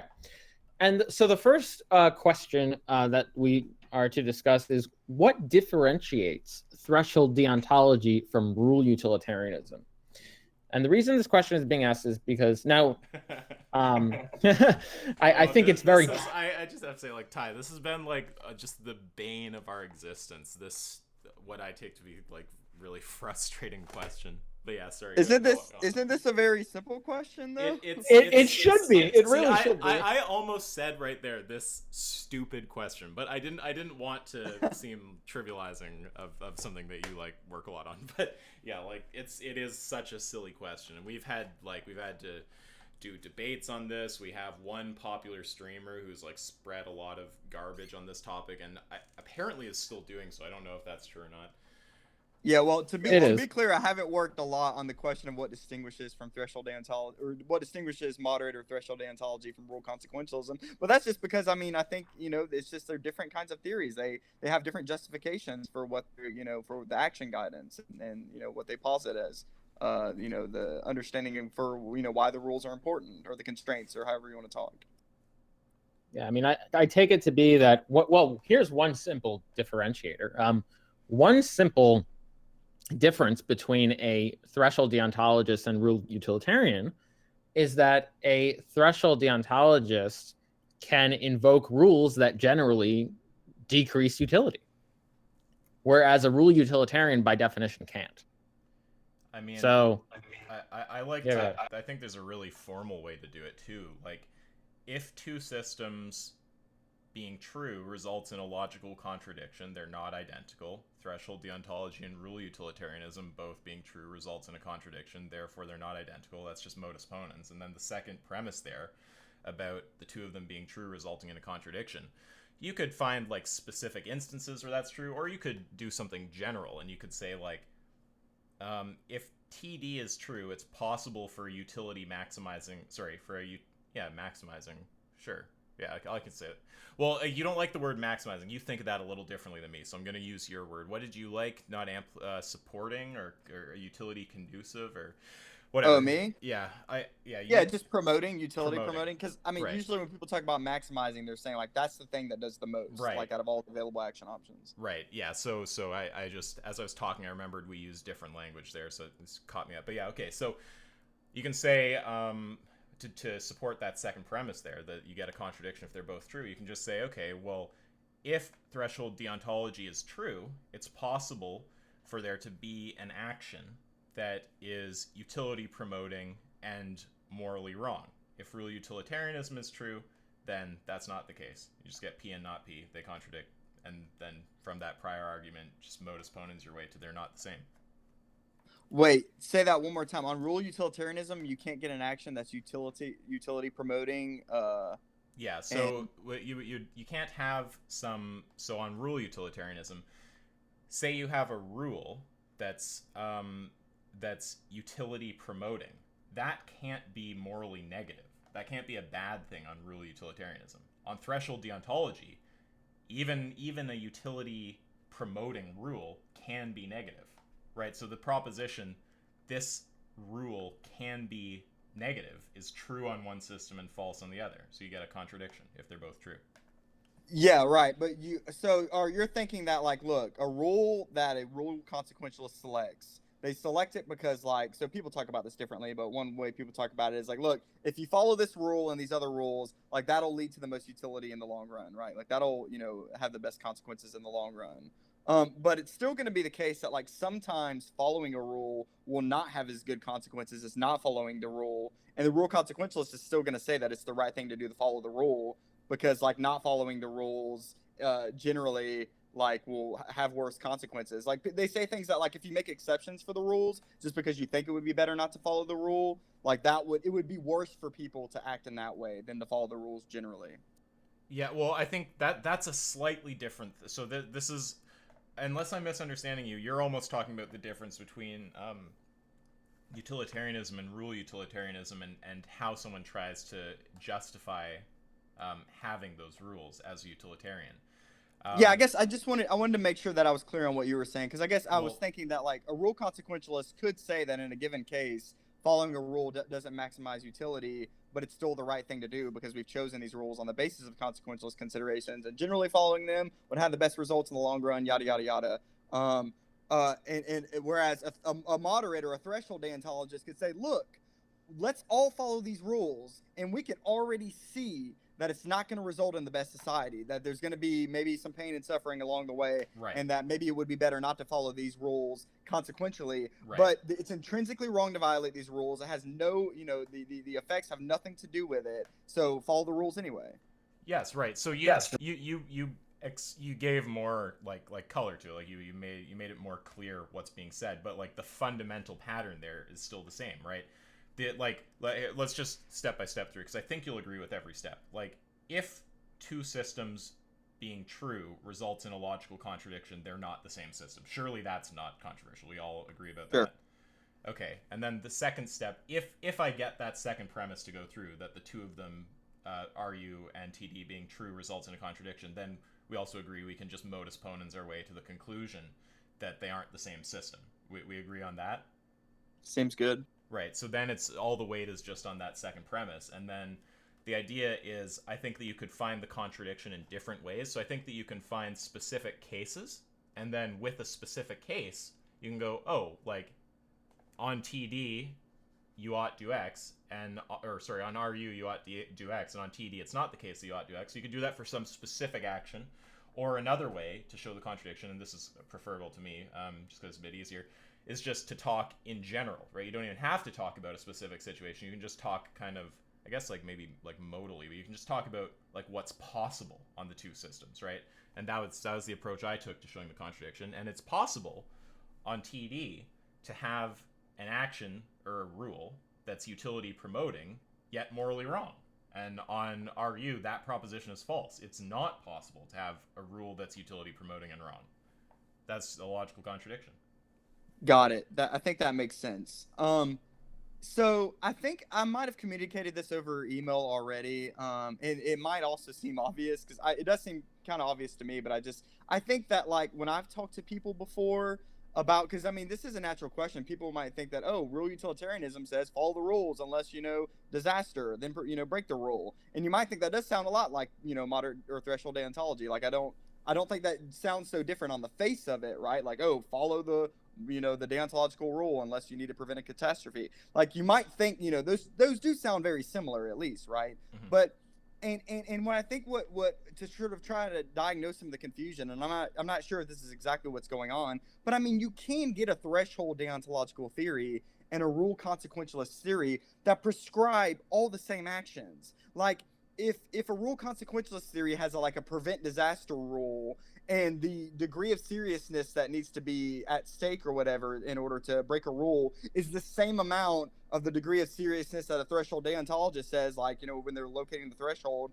in order to permissibly violate a constraint. Like if they take the degree of seriousness for violating the rules to be the same for like every rule, then you're going to get equivalent action guidance, right? They're going to be extensionally equivalent in the sense that they're going to tell agents to do all the same things. But nevertheless, even in a case like that, the theories are still distinct, right? Mm-hmm. Because they're just giving different justifications for those very rules. And I think, again, that seems obvious, but I think it seems to me that does confuse people sometimes. It's confused many people. I think that we've dealt with that confusion. Because people go, well, if they prescribe the same things, then they're the same system, and they prescribe the same things, therefore they're the same system. And there's like two layers of like where that can be objected to, right? I guess obviously because there's two premises, but you could object to that second premise and try to have this kind of more, I guess, is empirical the right word? I don't know, but it feels a bit more empirical. You can kind of get into this empirical battle about which kind of things are utility promoting, and therefore like which kind of things are prescribed on the two theories. And you can argue about, is it really the case that they prescribe the same things? But on the other hand, you can say you can fight against the first premise, which is effectively what I took you to be doing there, which is just to say, well, it doesn't follow from the fact that two theories have or make all the same prescriptions that they're the same theory. And if we show that's a problem, then even if the second premise goes through and TD and RU make all the same prescriptions, we can't just straightforwardly get from there to them being the same theory. And that's setting aside other defeaters we have, like the fact that there's contradiction between the two theories. Yeah, that's right. So then the point just seems to be that like equivalent action guidance doesn't entail like equivalent theories. Like right. They're giving different justifications. I mean, the one way I put it sometimes when I'm talking to people about this is that, like, look, the threshold deontologist thinks that, like, violating one of the constraints, violating the constraint against lying or the constraint against torture or whatever, there's something about that action in itself that makes it wrong. That action is just inherently wrong, and it has some degree of intrinsic, is a word these philosophers use sometimes. There's just something about that action type itself that makes it have a certain degree of badness to it, right? And then the rule consequentialist just doesn't talk like that. They say, yeah, torture is bad, right? Lying is bad, but not because there's anything just intrinsically bad about lying or torture. It's not like there's something just in the nature of those actions themselves that makes them wrong. It's just that, like, hey, if people go around lying and torturing, it's going to lead to a bad society, or it's going to lead to a worse society than if people didn't go around lying and torturing. So I think when I put things that way, at least to me, it seems very evident that these are two very different justifications for the rules. And so, by consequence, it's like there's just two different theories, or two different ways of understanding what why we ought to follow the rules. Yeah, I mean, I agree completely with all that. We have a different bent, I guess, on how we like to describe it. I have a love for logic, so if I see a way to just straightforwardly frame something as a contradiction formally, like, I'm just gonna latch onto that. But I mean, I agree, yeah, I gotcha. I that makes agree sense. completely with what you're saying, though, and it seems obvious. Yeah, and oh yeah, and I was just gonna give a further kind of intuition pump here, like if say like I go to the ice cream store and get vanilla ice cream, and Ty goes to the ice cream store and gets vanilla ice cream. like it's just so obvious that it doesn't follow from us doing the same thing that we have the same like motivating concern or something like that. Now you might distinguish between a motivating concern and normative, so whatever, but the analogy is the same kind of thing. Okay, like maybe I'm buying ice cream because I intend to like torment my enemies with it. I have them like jailed in my basement. I'm gonna go eat it in front of them or something. And you know, Ty gets it to like, you know, I don't know, like give a present to like a family member, right? It's like we have the same action, but it's like the underlying like theory about what we want to do or what we ought do or something that's like has led us to that action or that prescribes that action. It's like completely different. It just seems obvious that they can be completely divorced yet, you know, prescribe the same thing.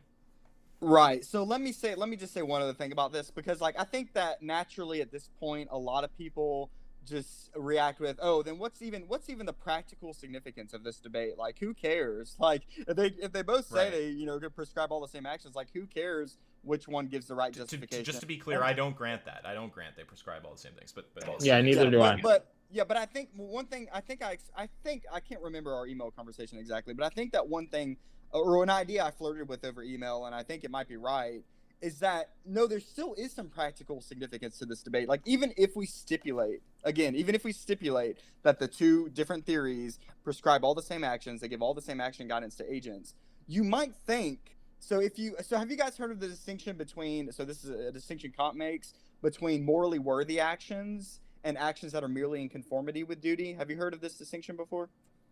I don't think so. I have not.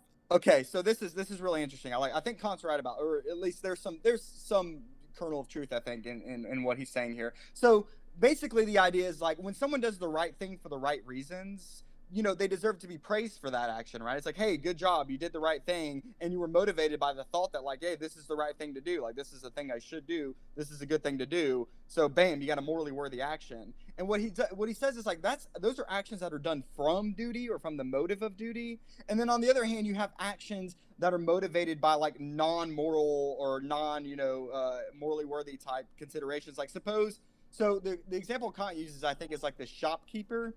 He says a shopkeeper who doesn't like, what does he say? He's like a shopkeeper who doesn't like inflate their prices or something.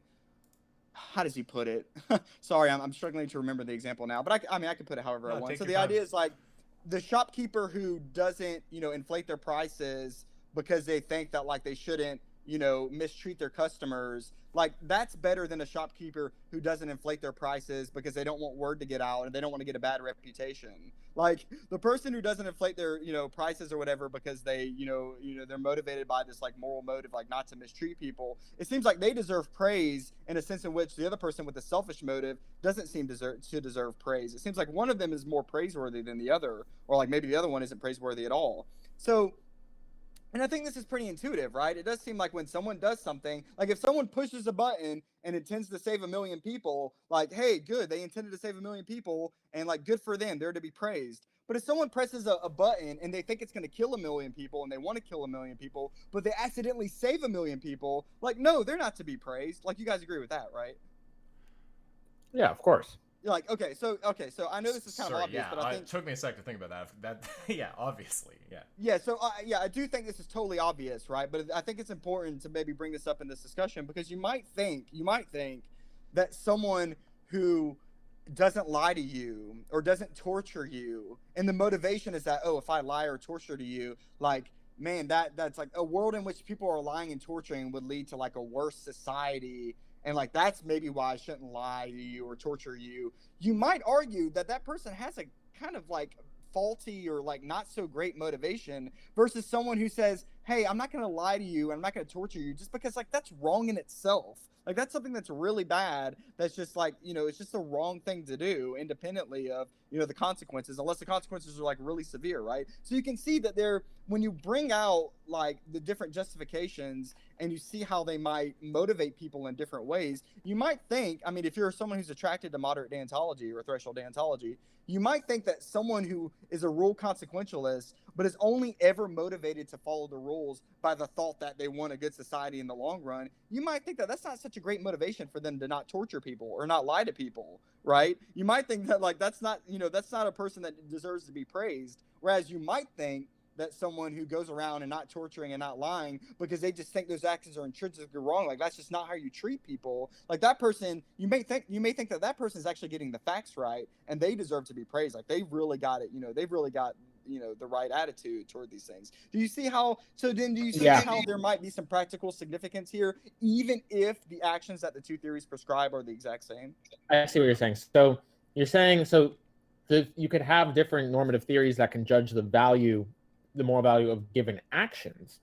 However, we typically want to judge people. If we're not judging actions, we're judging people as praiseworthy or not praiseworthy on the basis of their intent to conform with that normative theory. So, for example, and so if the normative theories prescribe the same actions, but for different reasons, then we would still praise or not praise people differently depending on where we're coming from there.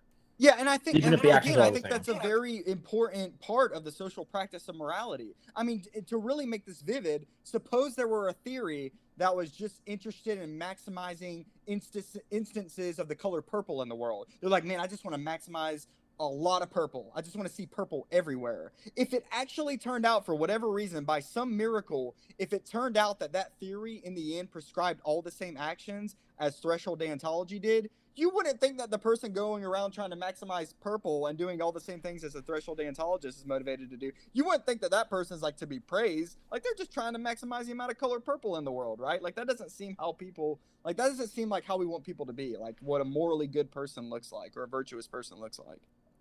Sure. So you're saying that there at least one kind of element of this discussion that's like practically significant is that the motivations behind someone's actions plays into whether we assess them to be praiseworthy or not. And I think that's morally salient. I think that's very important. I think that's an important part of our like, praising and blaming people is something we do all the time, and we think that people's motivations are ethically salient. Yeah, I'm inclined to agree with that. Sorry, Avi, did you have anything on that also? And I completely agree. The point is that even if the actions prescribed are all the same, the intent will be different, and so it would actually matter on which normative theory you're ascribing to, not in terms of what actions you prescribe, but in terms of how you will judge individuals performing those actions. If you had access to their account. Yeah, it seems to me that this has been vastly underappreciated. I mean, I don't know myself if anyone has talked about this in the literature. I mean, the distinction between morally praiseworthy, motives and not morally praiseworthy motives, like, that's been talked about. That goes back to Kant. But with in this context of threshold deontology versus rule consequentialism, I don't know that that's been brought out, and it seems to me that it's at least relevant. Because it's a sense in which this debate does have some practical significance. It's not just about the actions that they prescribe. It's also about, like, what kind of, people we want there to be and like what we want them to be motivated by. Now, of course, the consequentialist is going to say, forget about all that. None of it matters. As long as who cares about people's motivations? As long as everybody is, leading to a better society, it doesn't matter what people's motivations are. But that's a very consequentialist thought. Like, non-consequentialists aren't typically going to like that. They're going to think that, your character and motivation is important. Again, this goes back to Kant. Yeah. Okay. So there's another. Okay. One thing to say is that this is all, in a sense, like, I guess I shouldn't say beside the point, but like, since when is having a clear practical purpose, a condition for what kind of, philosophical or like scientific thinking we want to engage in? Like, I understand maybe you could make some kind of case about like resource allocation. Like, we wouldn't want to put all of our like money into science that's not, gonna pan out in some like kind of practical advance for civilization or something like this. Maybe you could say something similar about philosophy, but like, I mean, even if there weren't practical significance, like, since when is that like a barrier to exploring interesting things? So that's one point. And then just another kind of, I mean, I guess practical significance, whether what I'm about to point out is practically significant probably depends on what you mean by practically significant. But, another thing is that a lot of people who adopt RU actually, once pressured, start contradicting themselves. Now that's not obviously true of all people who adopt real utilitarianism. There's people who, once you face them with cases like, not to be too graphic, but like raping someone when it has no effect on utility or something like that. So some of these people will just say, yeah, it's fine, but a huge amount of people start struggling once you start bringing up situations like that, right? So it seems like there's some, at least from my experience, some substantial amount of people who will identify as real utilitarians, but when you show what their theory actually entails, will start becoming queasy. And TD is basically, it's more than this, but it's like an escape hatch from that, right? Because it's like you can have these same kind of considerations without having to bite the bullet on sort of what seem like the insane entailments of like real utilitarianism. So one element of practical significance is, or maybe practical significance is for people who want to have a normative theory to be able to do so without contradicting themselves. For all the people for those people who do contradict themselves when they try to defend RU for those kind of reasons. Is that clear, or is that does that turn into a ramble there? No, I think that's clear. I mean, I have a couple things I could say. I mean, so you mentioned like who really cares about practical significance. I mean, I study philosophy. Of course, I don't care about whether the theories, different theories are. I mean, I just think they're intrinsically interesting, right? Like I want to understand, Sure. different things. I don't care about literally, I don't care about all the whether it has literally like any practical implications. But anyway, that's one thought. I just think these theories are intrinsically interesting to think about. But yeah, I should say like one thing that, I mean, this has happened to me. Like I said to you guys earlier, I'm not sure if this was part of the recording or if this was earlier. One thing that moved me to Threshold Deontology at the time, a few years ago, when I was attracted to the theory, was that I wanted, I was attracted to utilitarianism, but then I didn't, demandingness seemed really bad to me, and sacrificing people in certain situations, like that moved me to rule utilitarianism. And I was like, okay, good. Now I can have a set of rules that prohibit torture and things like that unless the consequences are severe. But then, I mean, like you said, like eventually the thought just occurred to me that just like, I don't think that torture is wrong just because like, it would lead to a better society if I didn't do it. Like, I just think that's a wrong justification. It's like torture is wrong because it's just wrong. It's just like, that's not how you treat people. It's just bad in itself. Like, that's just not how people are to be treated independently of any considerations about the consequences. So like that, yeah, definitely that's what pushed me to the more deontological side of things. But of course I didn't go full on absolutist, because I was like, no, there's gotta be certain cases where enough is at stake. There's gotta be certain cases in which there's enough good or enough bad to be prevented that it would justify violating constraints. So yeah, I think I definitely got pushed around in these different directions. Yeah, I think also people can get to that point of seeing there's like a problem with real utilitarianism. Again, I should be clear here. Like I'm like not a realist about morality. When I say a problem, all I'm really talking about is a failure to map preferences well. But if you take a problem to be something more robust, that's fine also. But people get to seeing the problem with RU by different means. Like it sounds like you just got it by just thinking about like what the right reason is to want to do something. I kind of got there by noticing actual like reductios on the view. Like, if I actually think this is what makes for goodness, then it was really like the vacuum situations that started messing with me, so by which I mean situations where utility is just neutral, but you're doing something that seems like still very problematic. So I think the reductios are also another way to get there, because I guess you could just sit there and just think and go, I don't know if like this is a noble reason to not want to torture someone. Or you could be like, more like the kind of thinking I did, you could be like, well, if I think not torturing someone is wrong for this reason, then if that reason's removed, it's okay to torture someone. Wait, what? that seems bad. Right. Then, yeah, so there's different ways to get there, Yeah, I think another way of putting this is just, I mean, really another way of putting the same point is that just ask someone to picture two possible worlds. Like one in which everybody's like raping each other and doing all these like really bad things, and welfare is neutral, But then imagine a world in which like everybody's friends and treating each other fairly and being honest and doing all these other nice looking things. Like imagine the welfare levels are the same in the two worlds. Like Right. a lot of people are going to prefer the world without the rape. Yeah, that's another good one. Create two situations with equal. Is it the same setup? Actually, whatever. We can puzzle over if it's the exact same kind of setup or not. But yeah, it's similar at least. Very, if not the same, yeah, very similar. It's like give two worlds where utility is equal, but there's just something else that we obviously prefer about one world over the other. I guess that someone would try to say there's no moral difference and I just have a difference of preference, if there's some kind of realist who has like a view like that. But I mean, yeah, that's just a way of trying to pump the intuition that there's something besides welfare that matters. It's not just welfare or well-being that matters. There's other. It's just a way of trying to sort of bring it out in people that there's other things that they care about besides just the level of like aggregate welfare in a world. Right. Level, aggregate well-being. Yeah, I think so. And for me as someone who doesn't make that kind of separation, like that move's not really available to me to go like this is the world that has the right morality.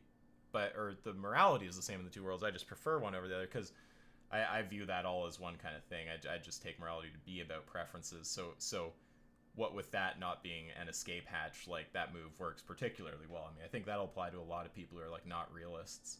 But yeah, I'm a little. I have to confess, I'm a little confused by your like overall stance. I'm not sure what to make of it. So like, do you think there are like ethical truths? Depends what you mean by an ethical truth. Of course.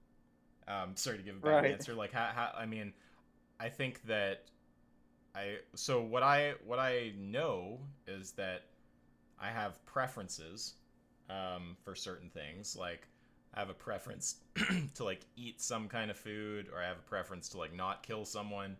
And I understand whenever I talk to someone who's more realist leaning, the second I refer to two things that seem, kind of different in their importance, like not killing someone versus eating my cereal, is like both just preferences. They think, well, something seems weird about that, but that I'm kind of stuck there because I just don't understand what it is that like separates these kind of what seem like my like moral feelings from the other ones I have. It just seems like I prefer for certain things not to happen. So if there's something more robust going on there, like I'm open to being shown it, but I'm just not sure. So if you want to talk about cognitivism, like whether these statements have truth value, it depends on what we take a moral statement to be. Like if a moral statement is like predicating some kind of like funky like property of the action, like for lack of I a like better that word, by the way. yeah, like that's I like that way of talking. okay, well that way of talking will for me I'll probably start getting confused and not know what's meant there. But that doesn't make me a realist by necessarily though. I mean, you understand that, right? It depends what we mean by funky property, but maybe like. So I mean, you might think so. Are you familiar with moral error theory? Mm-hmm. Yep. So error theorists are cognitivists. Oh, okay, yeah, of course, yeah, they right. just think all moral utterances are false because moral thought and talk. I should have been more clear, yeah. Right. So they think that moral thought and talk, ordinary moral thought and talk, just presupposes the existence of these mysterious normative properties that are out there. But guess what? Ain't nothing like that. There ain't nothing out there like that. So then all these moral utterances are false. So they do have truth values, they're just all false. Right. Of course, you can think morality is about that kind of funky property predication, but just think all those statements are false, and you're an error theorist, right? So good.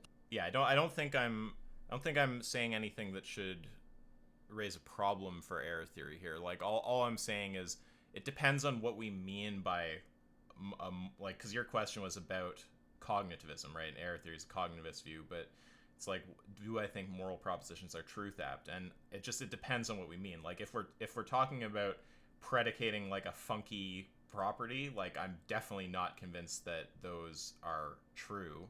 And I'm not even clear if they're truth apt, because if I'm not clear what's even being said, then I don't actually know if it's the kind of thing that has a truth value or not. Yeah, you might think it's nonsense.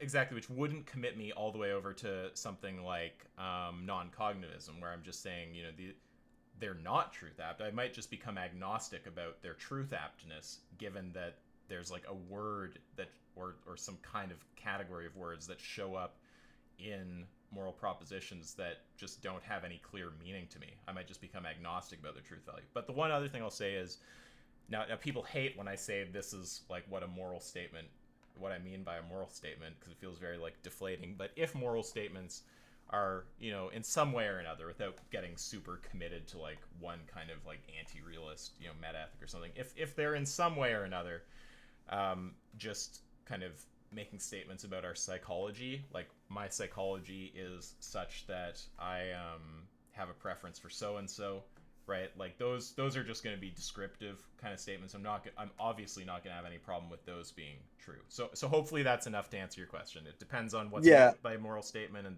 those are like the kind of answers I'd give based on different construals.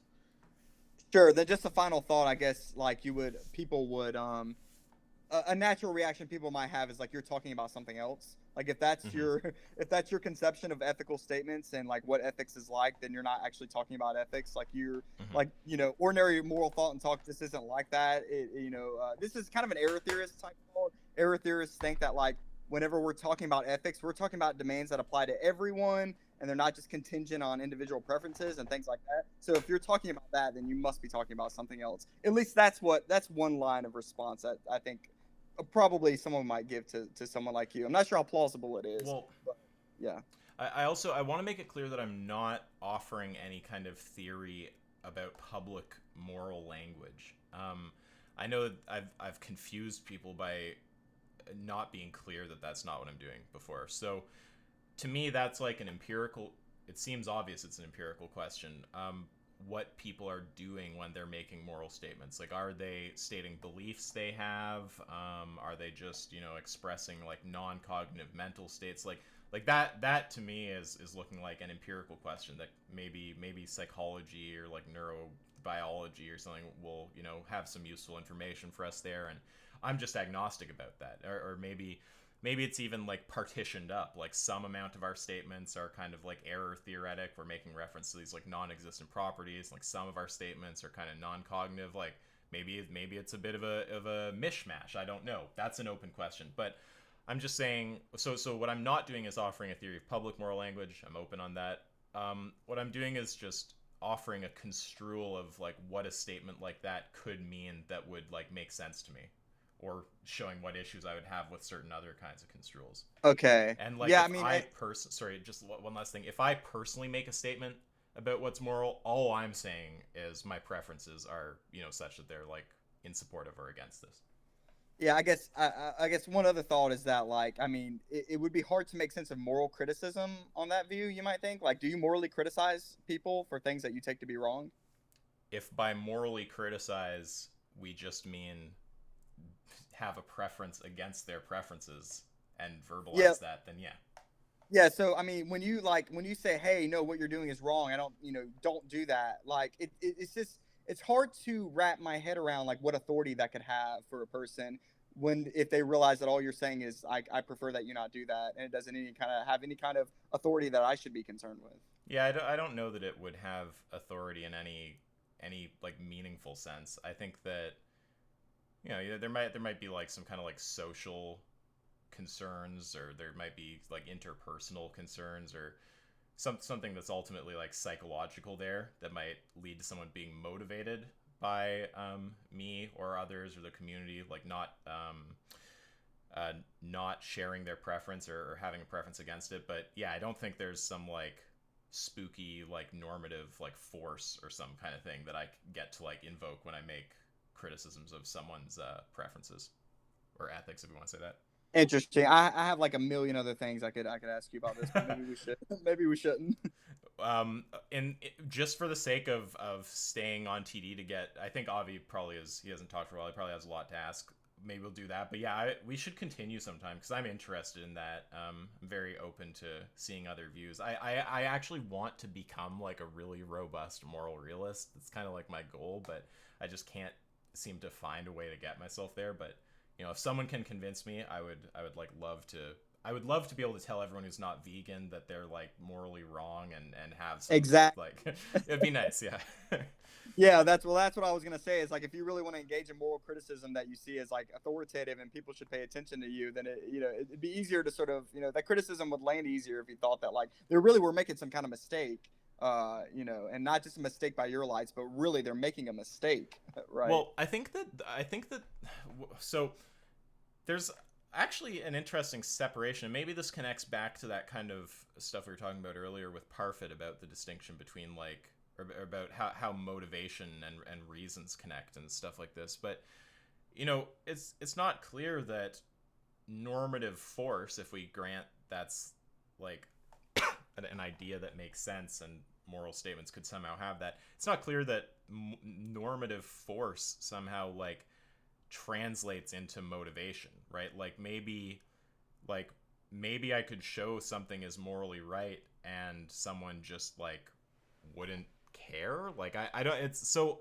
I guess maybe I'm sounding like I'm contradicting what I said earlier. How do I sum this up? I guess what I'm saying is, it seems like when you have a moral discussion, it's all about like, you're talking about like probably persuasion and stuff like this, and you're like interfacing with someone else, trying to bring them around to your view. And I'm not convinced that like the only way to do that is to convince them there's like abstract like weird like moral properties out there, and then those properties are like against your view. Like that might even be confusing for a lot of people. It might be easier to do stuff like maybe a lot of the time you can do internal criticism without even getting into what the right kind of meta ethic is, and just show that they have a conflict. Or maybe you could raise, I was going to mention that a lot of people are attracted to the idea that like, look, if people could only see that like like a lot of people who like or don't care about eating animals or harming animals, like they don't realize that they're actually being incoherent. That if they really saw what their fundamental views about what matters like entails, they would see that they're actually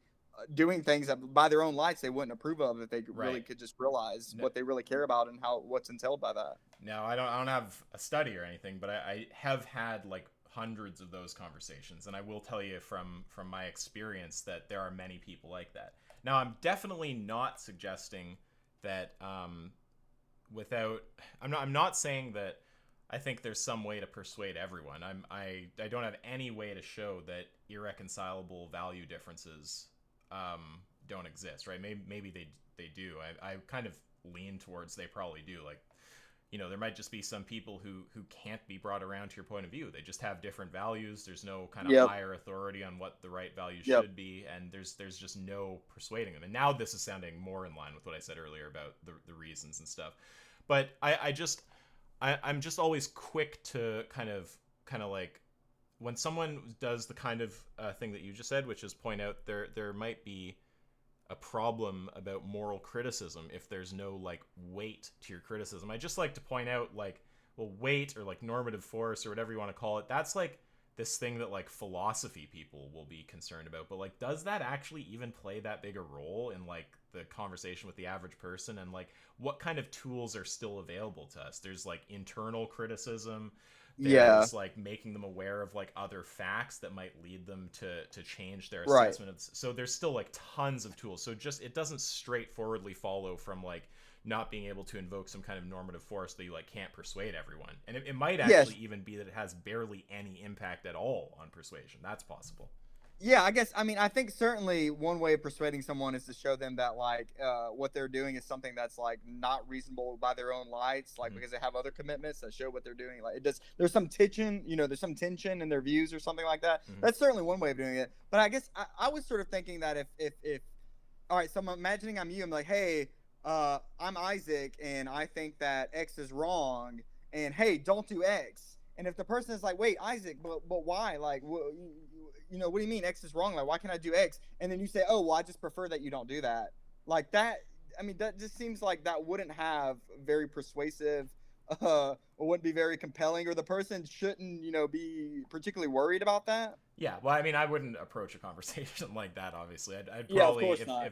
And I wasn't suggesting you were like seriously saying that's how you think I would, but, I'd probably, if I said something was wrong and then someone said, why should I consider it wrong? I'd respond by saying, well, maybe it's not the case you should consider it wrong, but let's just like explore a little bit here and see. So like, first of all, do you value so and so, right? And then maybe if they do, like say they value utility or something, it's like, well, there's like an empirical reason to think utility is maximized by this thing, so it seems like it's actually good on your view, right? And you can get into like whole discussions there, but yeah, I wouldn't just try to persuade someone by pointing out I don't like it, unless I thought they were the kind of person who just really cares about my opinion.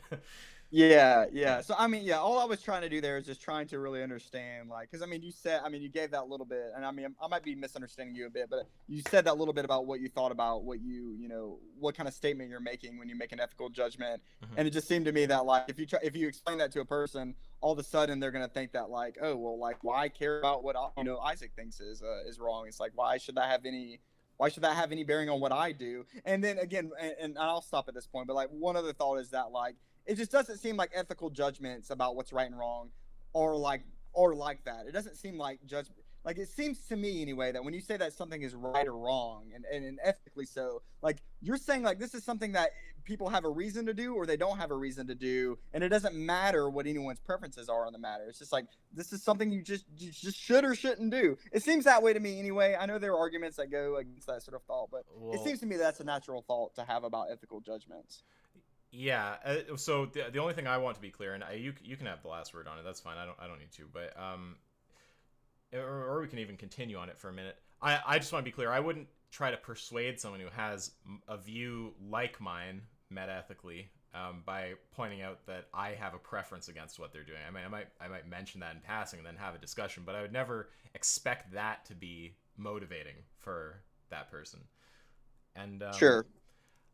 I also want to say, if you want to say that moral properties, that moral statements are such that we're saying there's a reason against the action irrespective of what the person's desires are, that's exactly where I would start saying I'm lost, because you're talking about categorical or talking about like external. Oh, so you just reject categoricity. You just don't like categoricity. Well, it depends how exactly you talk about categoricity.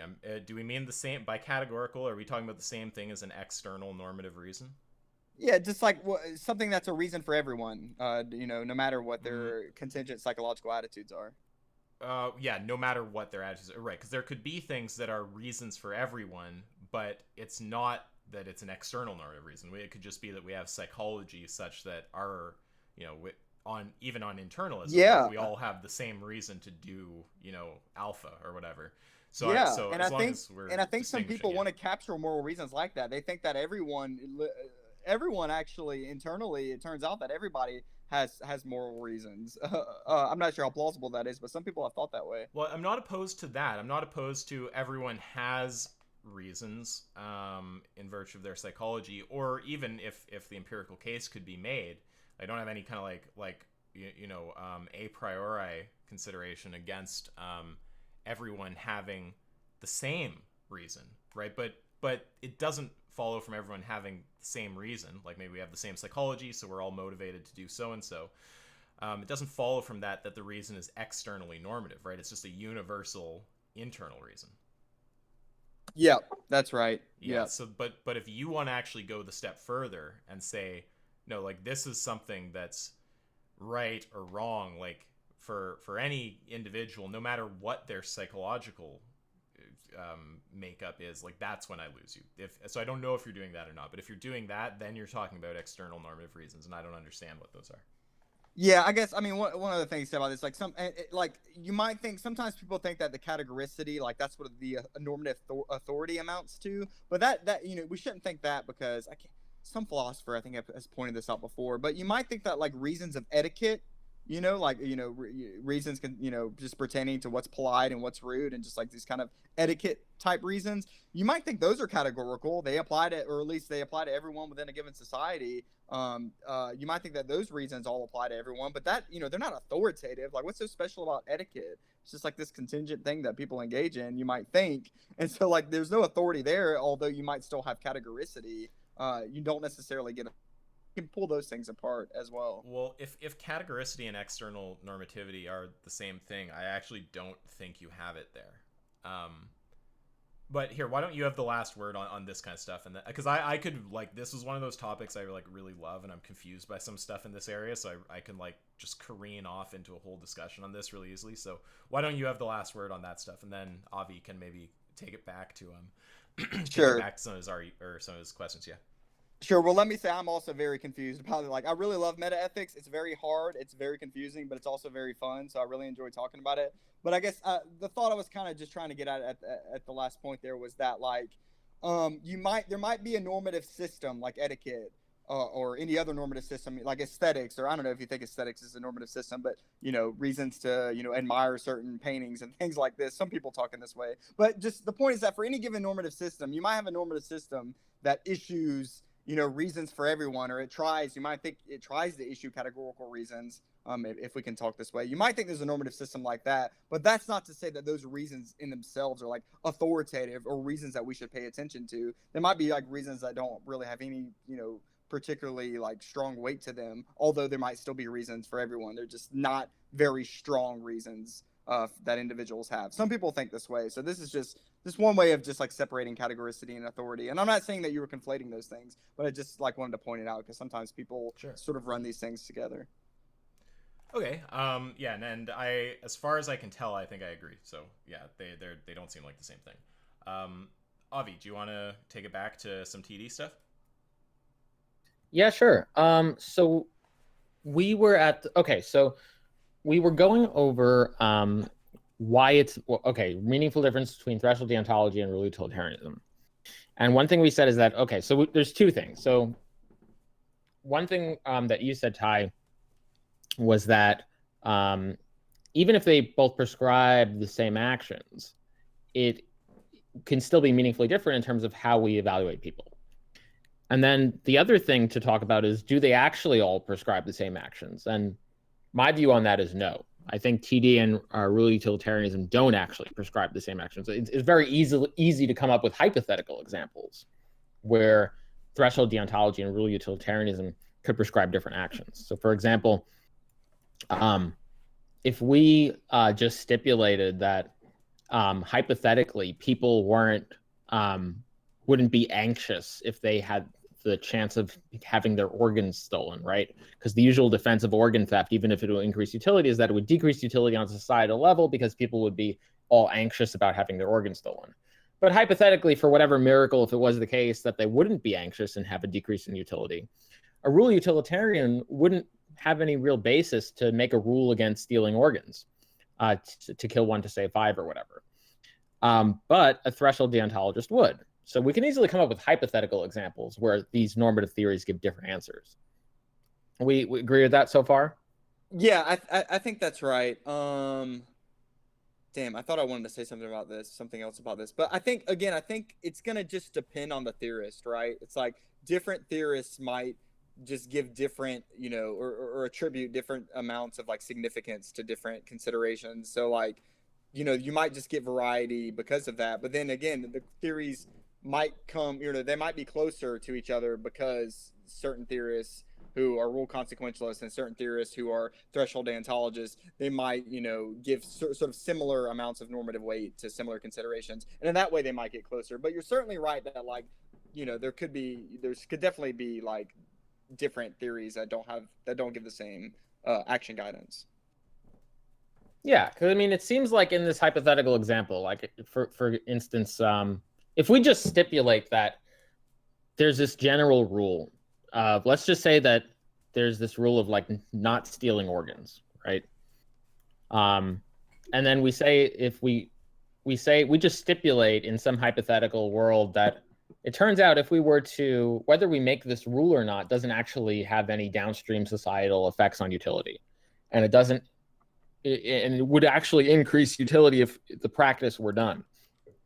I don't see any basis where a rule utilitarian would say that we ought invoke a rule to not steal organs, because the whole purpose of invoking rules is that they generally, although maybe not in every case, improve utility. Yep. So But a threshold deontologist certainly could invoke that rule, because they can just say that the basis for the rule is that it has intrinsic value to not Right. violate that So rule.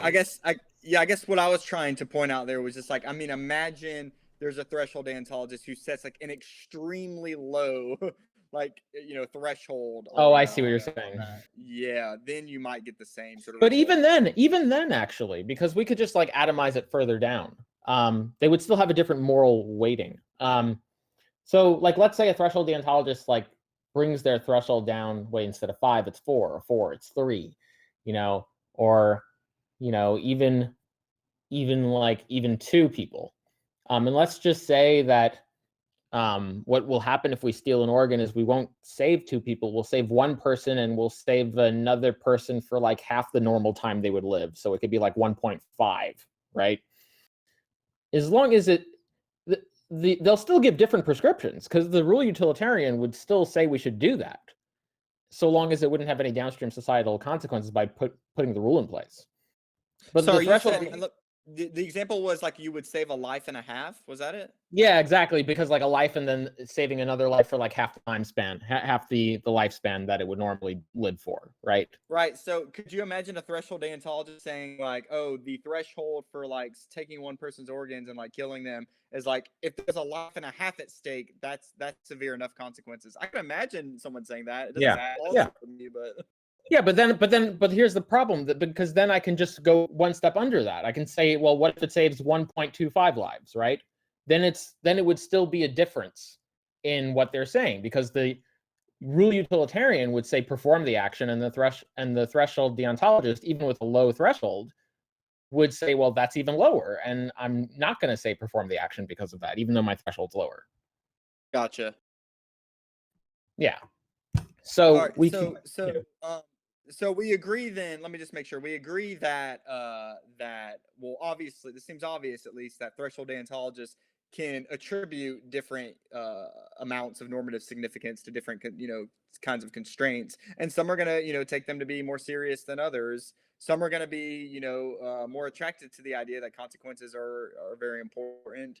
And some are going to think they're not so important, that they got to really build up in severity to outweigh the significance of a constraint. But then the idea is like, you might, and actually I don't know if you read my I know you read some of my stuff, but in my paper, my published paper, Deontologists Can Be Moderate, I talk about just the oddness of the view of someone who says they're a deontologist but gives such a low weight to a constraint that it could be like easily outweighed by trivial consequences. Like, that Yeah. seems like someone who's not really a deontologist at the end of the day. I mean, if Yeah, for trivial sure. consequences is a constraint, then like, are you really a deontologist? Do you really care about these things?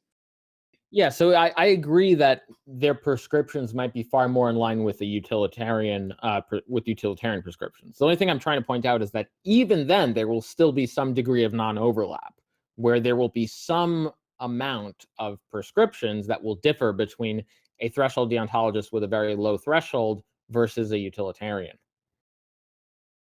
And so even then they wouldn't be the same theory. There would still be some small amount of difference in prescriptions there. I gotcha. That certainly seems possible, right? I mean, I think that seems right. And because the thing is, no matter how low you set your threshold, I can always ask the question for something slightly below that low threshold, and you'll still get different answers. Yeah. Yeah, exactly. Yeah. And once you set the threshold to 0, then you're just straight up utilitarian. Exactly.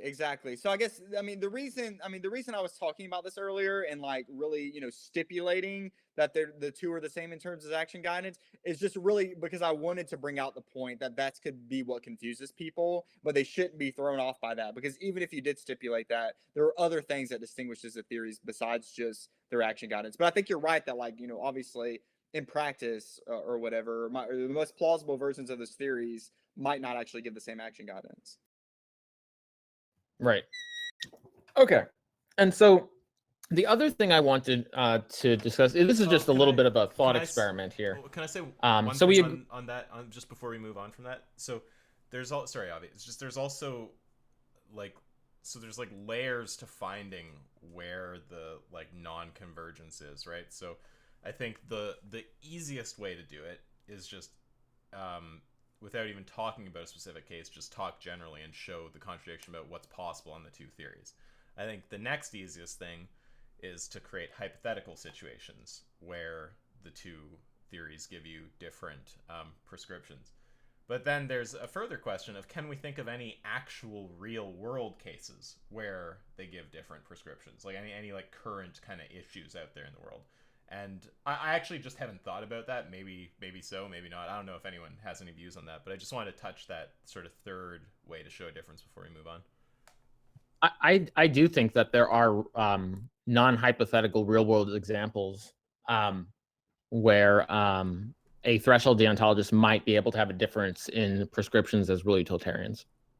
One example would be abortion, actually. So if you look at all the empirical data on societal outcomes on abortions, abortion being legalized seems to have positive utility. It seems to decrease the rate of homicides.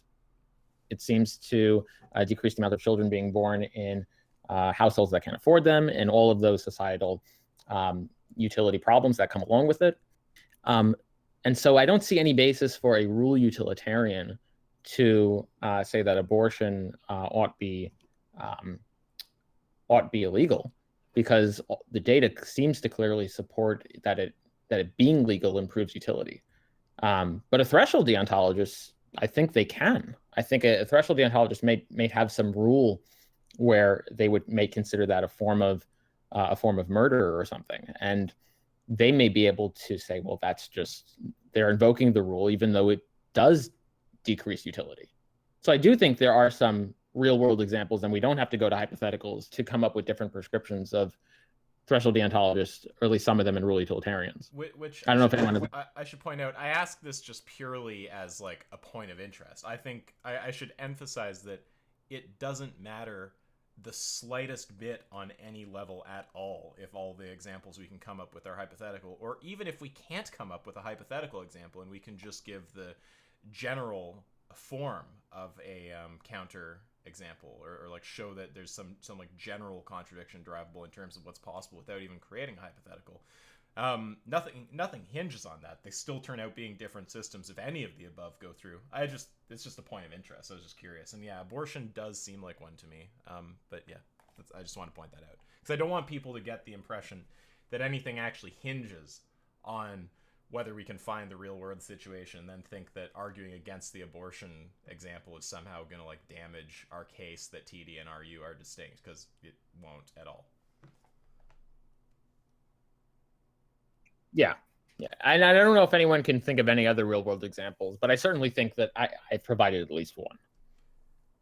Yeah, I'd have to think about that case more. I'm not sure, but that might be right. But I guess I just hadn't thought about this too much before, because again, it didn't seem to matter too much in my eyes whether we could come up with those examples, because again, the thought is just that like the theories just seem so obviously different to me. I didn't think that we needed to even come up with that, but I mean, it's something we could do. Yeah, we definitely don't. It's just a random point of interest. Okay, sorry. Go on, Avi. Okay. And so the next thing to discuss is threshold, here's another question we've got. Is threshold deontology simply an attempt to combine two fundamentally incompatible normative theories together? Now, this is also another straightforward question, but the reason we're bringing very simple questions is because there are people who somehow think that this may be an issue. It's that, well, threshold deontology, you're really just smashing two incompatible theories together, and you're just getting some kind of contradictory result or something like that. Which we should be fair to Destiny, because when I talked to him, he admitted, like, sorry, I should say, Ty, you don't know this guy, but a lot of our arguments on this have been with him and his community, who are like really, they seem quite confused about this. It should be pointed out, though, Destiny, I think that was the contradiction he admitted he couldn't derive. Like, he couldn't find any kind of contradiction on TD, and he did admit that verbally when we spoke. So just to be fair to his position there, but yeah.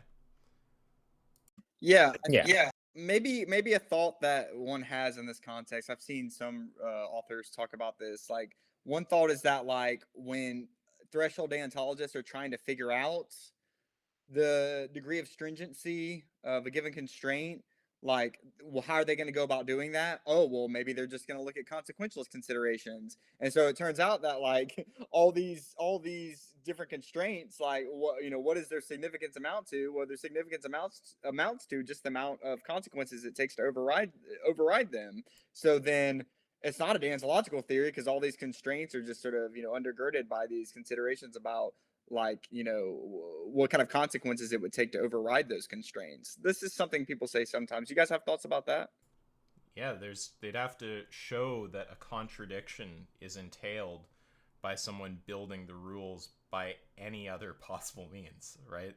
I don't know what contradiction they're going to show, and if they can't show a contradiction, it's not clear why they get to say it's necessary in any like logically speaking, like with in like logical modality, like why they'd get to say it's necessary that the rule construction is based on consequences, right? Unless you can show it's contradictory for it not to be, it's possible for it to be. It's just kind of straightforward.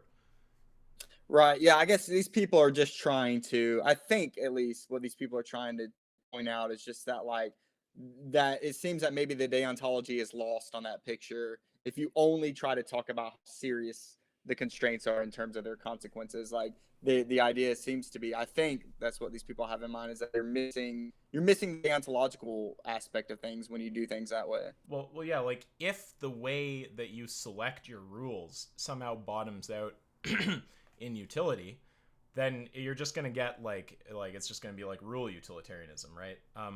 And I can understand maybe having some like an intuition or something that's like how threshold deontologists must be determining which rules like matter more, like how they're setting up their rule scheme or whatever. But it's just an intuition, and there's no reason that I've ever seen given for why it must be done that way. It seems kind of just question begging, like you're just assuming that they're using the very principle that like you want to argue for to set up their system, but you'd have to show that, right? And you'd have to show that, or like the well, okay, I was gonna say more, but yeah, if you can't show that's actually what they're doing, then I don't think you get to assert that's what they're doing. Yeah, I don't know if I was right about this. This is something I argued for in one of my papers back then a few years ago. But I mean, one thing I tried to say in response to this kind of thing, again, I don't know if this works. I haven't thought about it much since. But like one thing I say is that like, look at how deontologists look at different constraints, and they say things like murder is more serious than lying. But they're not talking about the consequences necessarily yet. They're just saying like, look, these two types of actions strike, like one of them strike us as more serious than the other, and we're not thinking about consequences at all at this point. It's just like murder just seems like worse than lying. I mean, a consequentialist might want to say, oh, well, murder has worse consequences, or torture has worse consequences than lying does. But I mean, the deontologist doesn't have to think about things this way. They might just think that those distinct action types are just somehow one is worse than the other. Without talking about consequences. And then if they're able to engage in that, if we allow for that, if they're able to engage in those sorts of comparisons, then they can later go on to say that, oh, because torture is intrinsically more serious or more wrong than lying or something else, then we had better say that it's going to take more consequences to make it permissible than or worse consequences that we'd have to prevent to justify violation of that constraint rather than some other one. So it's like the idea seems to be, I think this is something I say in my paper, again, I'm not sure if this is entirely right or if this is the best way to think about it, but you might think that like the attention is first and foremost on the deontological sort of components. It's like, how serious are these things? Like how serious do they strike us? And then now later on, once we've decided how serious they are, like then we can start talking about like what it would take to sort of outweigh them, what sort of instrumental or consequentialist considerations might outweigh them. Right. One other, so I guess that's one way. Again, I'm not sure how plausible that. Again, I'm not sure how plausible anything is. Sorry, I'm always like sounding like very like not confident about what I say because philosophy's hard. Sure. But can we come back on that before we advance? Because I'll go ahead. I have some things to say to that before we lose it. Okay, so the first is you totally, as far as I'm concerned, hit the nail on the head with the sentence. They don't have to do it like that. You said something like that, right? And have to is what's of interest to me there, right? Because that's going to connect to some kind of like modality. Like, does that have with respect to physical modality, metaphysical modality, if you think that makes sense, logical modality? And the thing is, like, unless it's about logical modality, I don't see why I should care. And given that it is about logical modality, if they have to, there's a contradiction. If they're not doing it, what's the contradiction? If you can't show it, you don't get to make the claim. That's sort of how it all, that's how it all hashes out for me. Yeah, I got you. That makes sense. So this is actually still related to this. Is one thing I was going to say is, I think it was Krista Johnson is this person who wrote a paper called, what's the paper called? It's called something like How Deontologists Can Be Moderate and Why They Should Be, something like this. It was actually published in the same journal as my paper, but Krista argues that that we can like remain like thoroughly deontological even on the moderate deontology picture, because I think the idea, it's been a while since I looked at the paper, but I think the idea is something like we, part of what sort of justifies talks of like rights and duties and constraints is like there's this notion of like, people have integrity and we want to respect people's integrity and we want to respect each other. And part of what it is to respect one another is, to not lie to each other and torture each other. That like, violates our autonomy and like, disrespects us. These sort of Kantian ways of talking. Like that's one way of thinking about like what's going on when we're talking about like why these constraints are in place. And then Krista goes on to argue that like when we think about what sort of consequences it would take to override those considerations, like how bad the consequences have to be to sort of outweigh, this consideration about respecting someone, or, not violating their integrity or something in whatever way we're imagining. Krista argues that like, look, what we can do is like, look at the consequences. There are people or, whatever, some kind of creatures, people, I mean, usually, in terms of people, there's people in these consequences. They all have dignity or they all have integrity. And one way of respecting someone's integrity is acknowledging them and sort of taking them into account whenever whenever you're performing your actions, whenever, just noticing that people are affected by your actions is one way of acknowledging them and respecting them, right? So Krista argues that like even when a constraint is outweighed by like a certain set of consequences, it's not because like we need to think of these considerations as like utility maximizing considerations or anything like that. It could just be like, hey, to respect everybody's integrity, like, or acknowledge everyone's integrity and the consequences, it might sometimes require us to like disrespect someone else or, to torture someone or something like that. So that's a way that, and again, I'm not sure if this works either, but this is a way that I think like the Krista tries to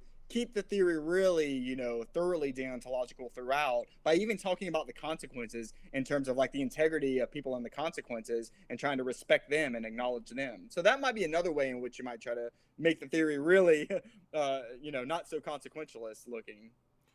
Okay, I have like a comment that kind of connects to that and to the last thing you said, and I maybe Avi will have something more directly about exactly what you just said, but there's just another problem here, which is like,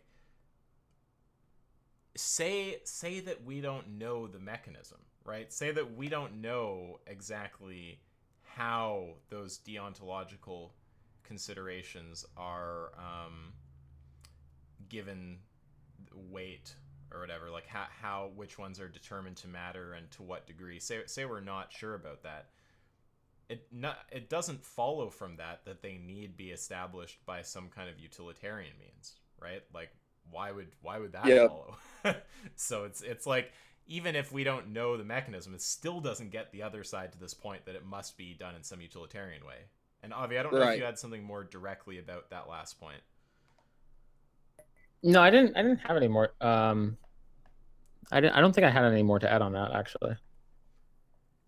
Wait, in terms of what? Wait, just to be clear, when you say that last point, what are you referring to? So Tyler made 2 points. So the first one we were talking about there was, sorry, now I'm getting a bit lost. The first one we were talking about when the Threshold Deontologist is setting up their like deontological rules. They don't need to be doing that like consequent here. In fact, Tyler, why don't you repeat both of the points, because now they're escaping my brain. You can probably do it better. Sorry, are you talking about the idea that like deontologists don't have to necessarily look at, or they pay attention to the constraints first and they like try to evaluate the stringency of constraints like first and foremost, and comparing them against each other and seeing which ones strike them as more serious. Is that the thing you're talking about? I think that was the first point, but you had just made another. Sorry, my brain sometimes doesn't backtrack. Yeah. Well. The other thing was like, so one way of thinking about it is like, okay, we look at the constraints first and we try to evaluate how serious they are intrinsically and try to measure them or, compare them against each other. Like we say, torture is worse than lying, and it's like intrinsically more wrong to torture than to lie. And then you might think, okay, well, now that we've established that, now we can say things like, oh, well, it better be the case that it takes more consequences or worse consequences to override violating the constraint against torture. It better take more severe consequences to override that constraint than the constraint against lying. So then that might be a way of like, okay, we look at the consequences later, like, but first and foremost, when we're thinking about how serious the constraints are, we only focus our, attention on like the intrinsic wrongness of violating them, the deontological side of things like that. That might be one way of doing it. But then as I mentioned, another way is like this way Krista Johnson talks about. And yeah, I'm not. This is 100%... the second point. This is what I was calling number 2 right here, the Krista Johnson thing. Sorry. Okay, yeah, I'm not, again, I'll have to look back at the paper. It's been a while. I'm not 100% sure that this is exactly what Krista has in mind, but I think the thought is that, like, when you're respecting someone, when you're not violating a constraint against, like, lying or torture or whatever, or using someone as a mere means, like, that's a way of respecting them, right? That's a way of, like, as Kant says, that's a way of, like, treating them as an end or as an end in themselves. It's like you're respecting a person, you're respecting their dignity or whatever when you don't treat them in these bad ways. And Krista argues that, like, oh, look, well, when the consequences get real severe and, like, they override, these ways of that we should be treating people with dignity or respect or whatever, like, we don't have to think about this in a utilitarian way where it's like, oh, a lot of well-being is at stake. Instead, you might say that, oh, look, here's a lot of people in these consequences and they ought to be respected and they have dignity. And like one way of respecting people is acknowledging that like something you do is going to have some effect on them. It's going to affect their way of life. So like, although normally you shouldn't, go around torturing and lying to people, you might think that like if enough, autonomous creatures' lives are at stake or, however you want to put it, that might require you to acknowledge them and to say that they have some weight in what you do. And like, that's a way, that's a deontological thought if you're thinking about acknowledging them and respecting them by like taking them into account in your reasoning. There's one thing now that's striking me about that, which is someone might try to suggest that you're just embedding a concern for preference utility. But I mean, if you somehow cash it out in terms of like respect though, and it's not like just sliding, preference utility in there, then here's the ultimate question. The question is, is respect in this system equivalent to preference utility? Because if it is, then you're just sliding that in. If it's not, then we can just give a case where there is a difference in preference utility without the difference in respect, and just give the same example. Right. Yeah. Oh yeah. Okay. Well, let me say one other thing. Okay. Well, first of all, again, I'm not 100% sure that those are all the details of Krista's view. I think there's a little more to it. You can check out the paper if you want. As a matter of fact, I'm going to go back and look at it, make sure I got it right. But another thing that I mentioned this briefly in my paper. I mentioned like this idea that you might regret violating a constraint even when it's the all things considered right action. This is something I think I briefly mentioned in my paper, but Krista talks about this more in their paper. They say, or Krista says that that like one way of respecting someone, like one way of still like remaining deontological with the theory is like, look, like even when you have to torture someone because the consequences are severe enough, like you should still, like we would think it's weird if someone's like excited to torture somebody in order to save a bunch of people. Like that's a terrible thing that they have to do to save a bunch of people, right? And it's like a deontological thought that like you should feel regret because you have done something bad. You've done something bad in order to do the right thing. You might think like you've done this thing that's normally really awful and intrinsically wrong in order to save a bunch of people. And it seems like one way of respecting that person is to feel some regret and like maybe, make reparations for it after the fact. And like, that's one way of noticing that what you've done is like a deontological wrong that needs to be, sort of made up for. Oh yeah, no, absolutely. I'm in agreement with that. I mean, I would seem really like horrific if someone were to just save a whole bunch of lives and excitedly torture someone. It would seem really weird. So yeah, I mean, and I think that's what any threshold deontologist would do in that situation. I don't think they would just somehow go eager, maniacally eager, and be like, "Oh, I'm gonna torture you." Like, no, like that aspect of Well, they'll be happy about saving the lives. But... What if you had a threshold deontological psychopath who's a moral realist? Oh, except for those, yeah. No, but yeah, I mean, the point, I mean, just going back to your original question, the point is just, to emphasize this idea that, like, the theory remains deontological even when it goes for the consequences. Like, even when the consequences are severe enough that they outweigh the constraint, the theory is still keeping that deontological element alive when it says, like, look, there's some intrinsic wrongness here, despite the fact that it's the all things considered right action. There's still some wrongness here, and it needs to be made up for after the fact. It makes sense for the agent to feel bad about what they've done.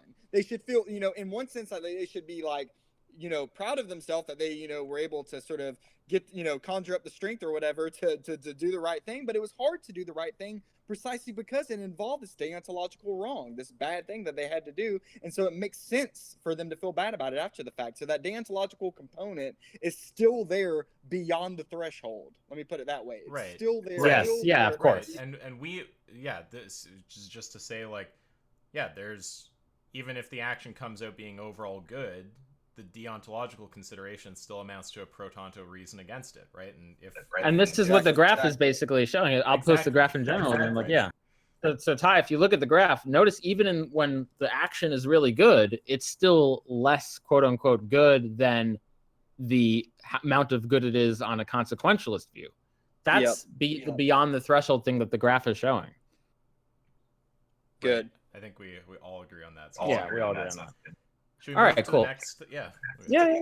So the next question is, here's so how does one go about determining the threshold? Oh, don't ask me that.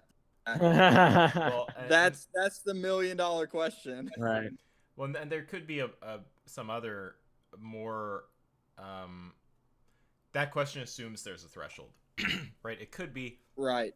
It could be that we're dealing with like a sorties kind of thing or a vague predication kind of thing, and really that solving the threshold would require solving these other problems in philosophy. And if we look at the different kinds of views on offer there, which, I don't know much about this, but there's views like epistemicism. I think that's where there is a point, but you don't have epistemic access to it. Or there's views where there's not a discrete point. This is just for any sorties case. There's not a discrete point, so you actually need to use like a fuzzy logic.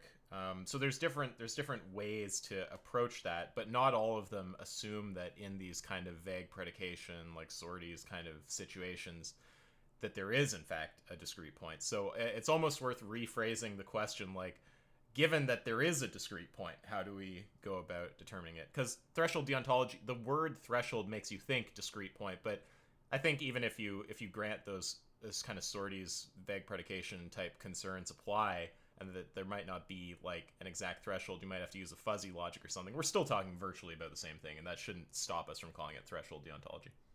Yeah, I think I've encountered people, I think moral realists in my experience are more inclined, they'll say that like, oh, when it comes to, how many grains of sand it takes to make a heap, or like how many hairs on someone's head they need to not be bald or whatever, these kind of vague sort of cases that we encounter, they'll say, oh, well, we don't want to be epistemicists about that. That would seem weird that there's some exact number that it's to make a heap. But insofar as they're moral realists, typically they think, no, there just is some right answer. Like there is some amount of badness or something that could make the difference. And we just don't know what it is. So I hear people talk this way sometimes. I should say that I can't tell you what the number is. I can't tell you what the number is on how many lives need to be at stake in order to justify a torture. But I will say that one thing that I pointed out in my thesis that I wrote was that I think that typically in these discussions, things seem really mysterious. Because people talk about 99 lives isn't enough to justify a murder. or torture, but 100 lives is, and all of a sudden the action that was just wrong is all of a sudden obligatory or required or whatever. Like, that seems weird and mysterious that jump could like just suddenly take place from 99 to 100. But I think that really isn't if you're really trying to capture like our intuitions and how we really think about things, that is not the best way at all to formulate a threshold deontological theory, right? It seems that we need like a range of cases somewhere in the middle where our intuitions get a little bit fuzzy, right? And we're like not sure about whether the torture is justified or not. And when I argue in my thesis, and again, I mean, I'm not sure if this is right or not, but I think one thing a threshold deontologist could say is that, like, look, there's a range of cases in which like you could permissibly torture or you could permissibly not torture. And this is just indicative of these considerations are just lining up in seriousness, right? They're just coming to match in terms of their normative significance. And of course, they're not going to, stay matched forever. There's a certain amount of consequences. There's a certain severity of consequences. Things are going to get bad enough that the constraint's going to be outweighed. But it seems to me that insofar as like we take our intuition seriously about this stuff, or our preferences, if you're Isaac, then Okay. then we should really acknowledge that like there's a fuzzy range, and that seems to be, to me at least, seems to signify that there's a range in which like either thing would be permissible, but at a certain point the torture becomes obligatory. Again, that doesn't answer the question of like where exactly the threshold is located, Yeah. but at least does some progress, I think. At least make some progress insofar as it shows that it doesn't have to be this mysterious like tipping point kind of structure. I think that's what I call it in my paper. It's not this like tipping point thing. Instead, it's like there's just more like the threshold is more like a range of permissible options. Yeah.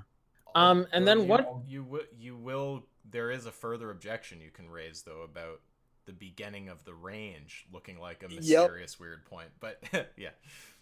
Yep, I mean, I mentioned that. I think it's definitely, it's like, okay, so you can't tell me the exact number. All you can tell me is there's a range. So okay, the tipping point mystery is gone. But now, like, when does the permissibility start, and like when does the obligatoriness start? And like, I think that's right. And I definitely don't say anything to alleviate those concerns in my paper. I'm just like, oh man, I don't know. People's intuitions start to get fuzzy, and that's just evidence that the threshold's beginning, and it's like at some point the fuzziness goes away, and we know we need to torture if 1 million lives are at stake. And like, okay, well then, obviously, at that point the range ends. But like, I don't know that there's anything more to be said about it. I don't even know like what it would look like to say anything else about that. Well, and I think an important thing to do here is to find out if the concern you're getting is actually a concern with threshold deontology, because in my experience, 99.9% of the time the person actually, they just think they're raising a problem with threshold deontology, but really it's a problem about sorties cases. And if they were to follow their own reasoning that like there can't be like, I guess the idea is like, unless you can break the symmetry with other cases, whatever you're saying about this is going to apply to like puddles and lakes and like grains of sands and puddles and stuff. So, you don't want to say, well, it's impossible that we have these categories of like right and wrong or better and worse actions or whatever, given that we don't know the transition point, because then they're going to be committed to like the non-existence of like lakes and puddles and all that kind of stuff also. Exactly. Like, this is kind of I don't know if you've heard this strategy in metaethics before, but there's a companions in guilt is what it's called. Oh God, it's like, yeah. I'm not a no. fan. Well, that's what it sounds like what you're doing, to be honest. Like, look, there's like this kind of argument would also apply to heaps and puddles, but we think there are heaps and puddles. We don't know what the boundary conditions are exactly between not being a puddle and being a puddle, but like we do think there are puddles and we do think there are not puddles. So like, why not apply the same sort of reasoning to the moral case? Is that not what you were saying? The strategy is the same. I just think that I think that in the companions in guilt case, you can just bite the bullet on there not being like epistemic reasons in the sense they're talking about. So I think that there's like an answer that kind of stops it from working backwards like that. But yeah. Well, that's obviously the structure is the same though. Yeah, the structure is the same. Yeah, You're exactly. right about that. Yeah, that's what I was gonna say. Obviously, it's different what they're doing in metaethics, but it seems like the structure is definitely the same. I guess if you wanted to say like puddles were somehow different than the moral case, If you want, you might say epistemic normativity is somehow different from normal normativity, and it makes epistemic normativity okay. Well, I guess if somebody wanted to use the same strategy with puddles and the moral, the threshold case, so that's to say something that makes puddles somehow different, right? With the vagueness from the moral case, and it's not obvious what that difference would be. Exactly. It's like you'd have to symmetry break on that premise that's kind of parallel to the, like, if there's normative reasons, there's epistemic reasons. Like there'd be some premise that's similar to that with, like, if there's like TD cases, there's like okay, I'd have to think about how to do it, but the point is there's going to be one premise that's kind of the bridge or whatever that says, like, if you have these kind of things, you have these kind of things.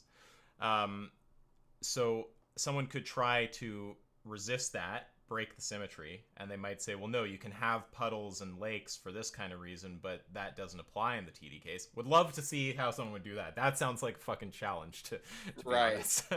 But and then the other options are just to, like, accept that the threshold thing, you can't raise any problem that you can't raise in the puddle case, and then either be committed to, like, I guess you can either break the symmetry and then say puddles are okay but the other isn't, or you can fail to break the symmetry and either say both are okay or neither is okay. So that's the similarity with the CIG, and I agree with that. I wasn't, to be clear, I wasn't laughing at the structure. It's formally valid argument if you set it up right. It's just the some of the content of it. I'm like, oh my.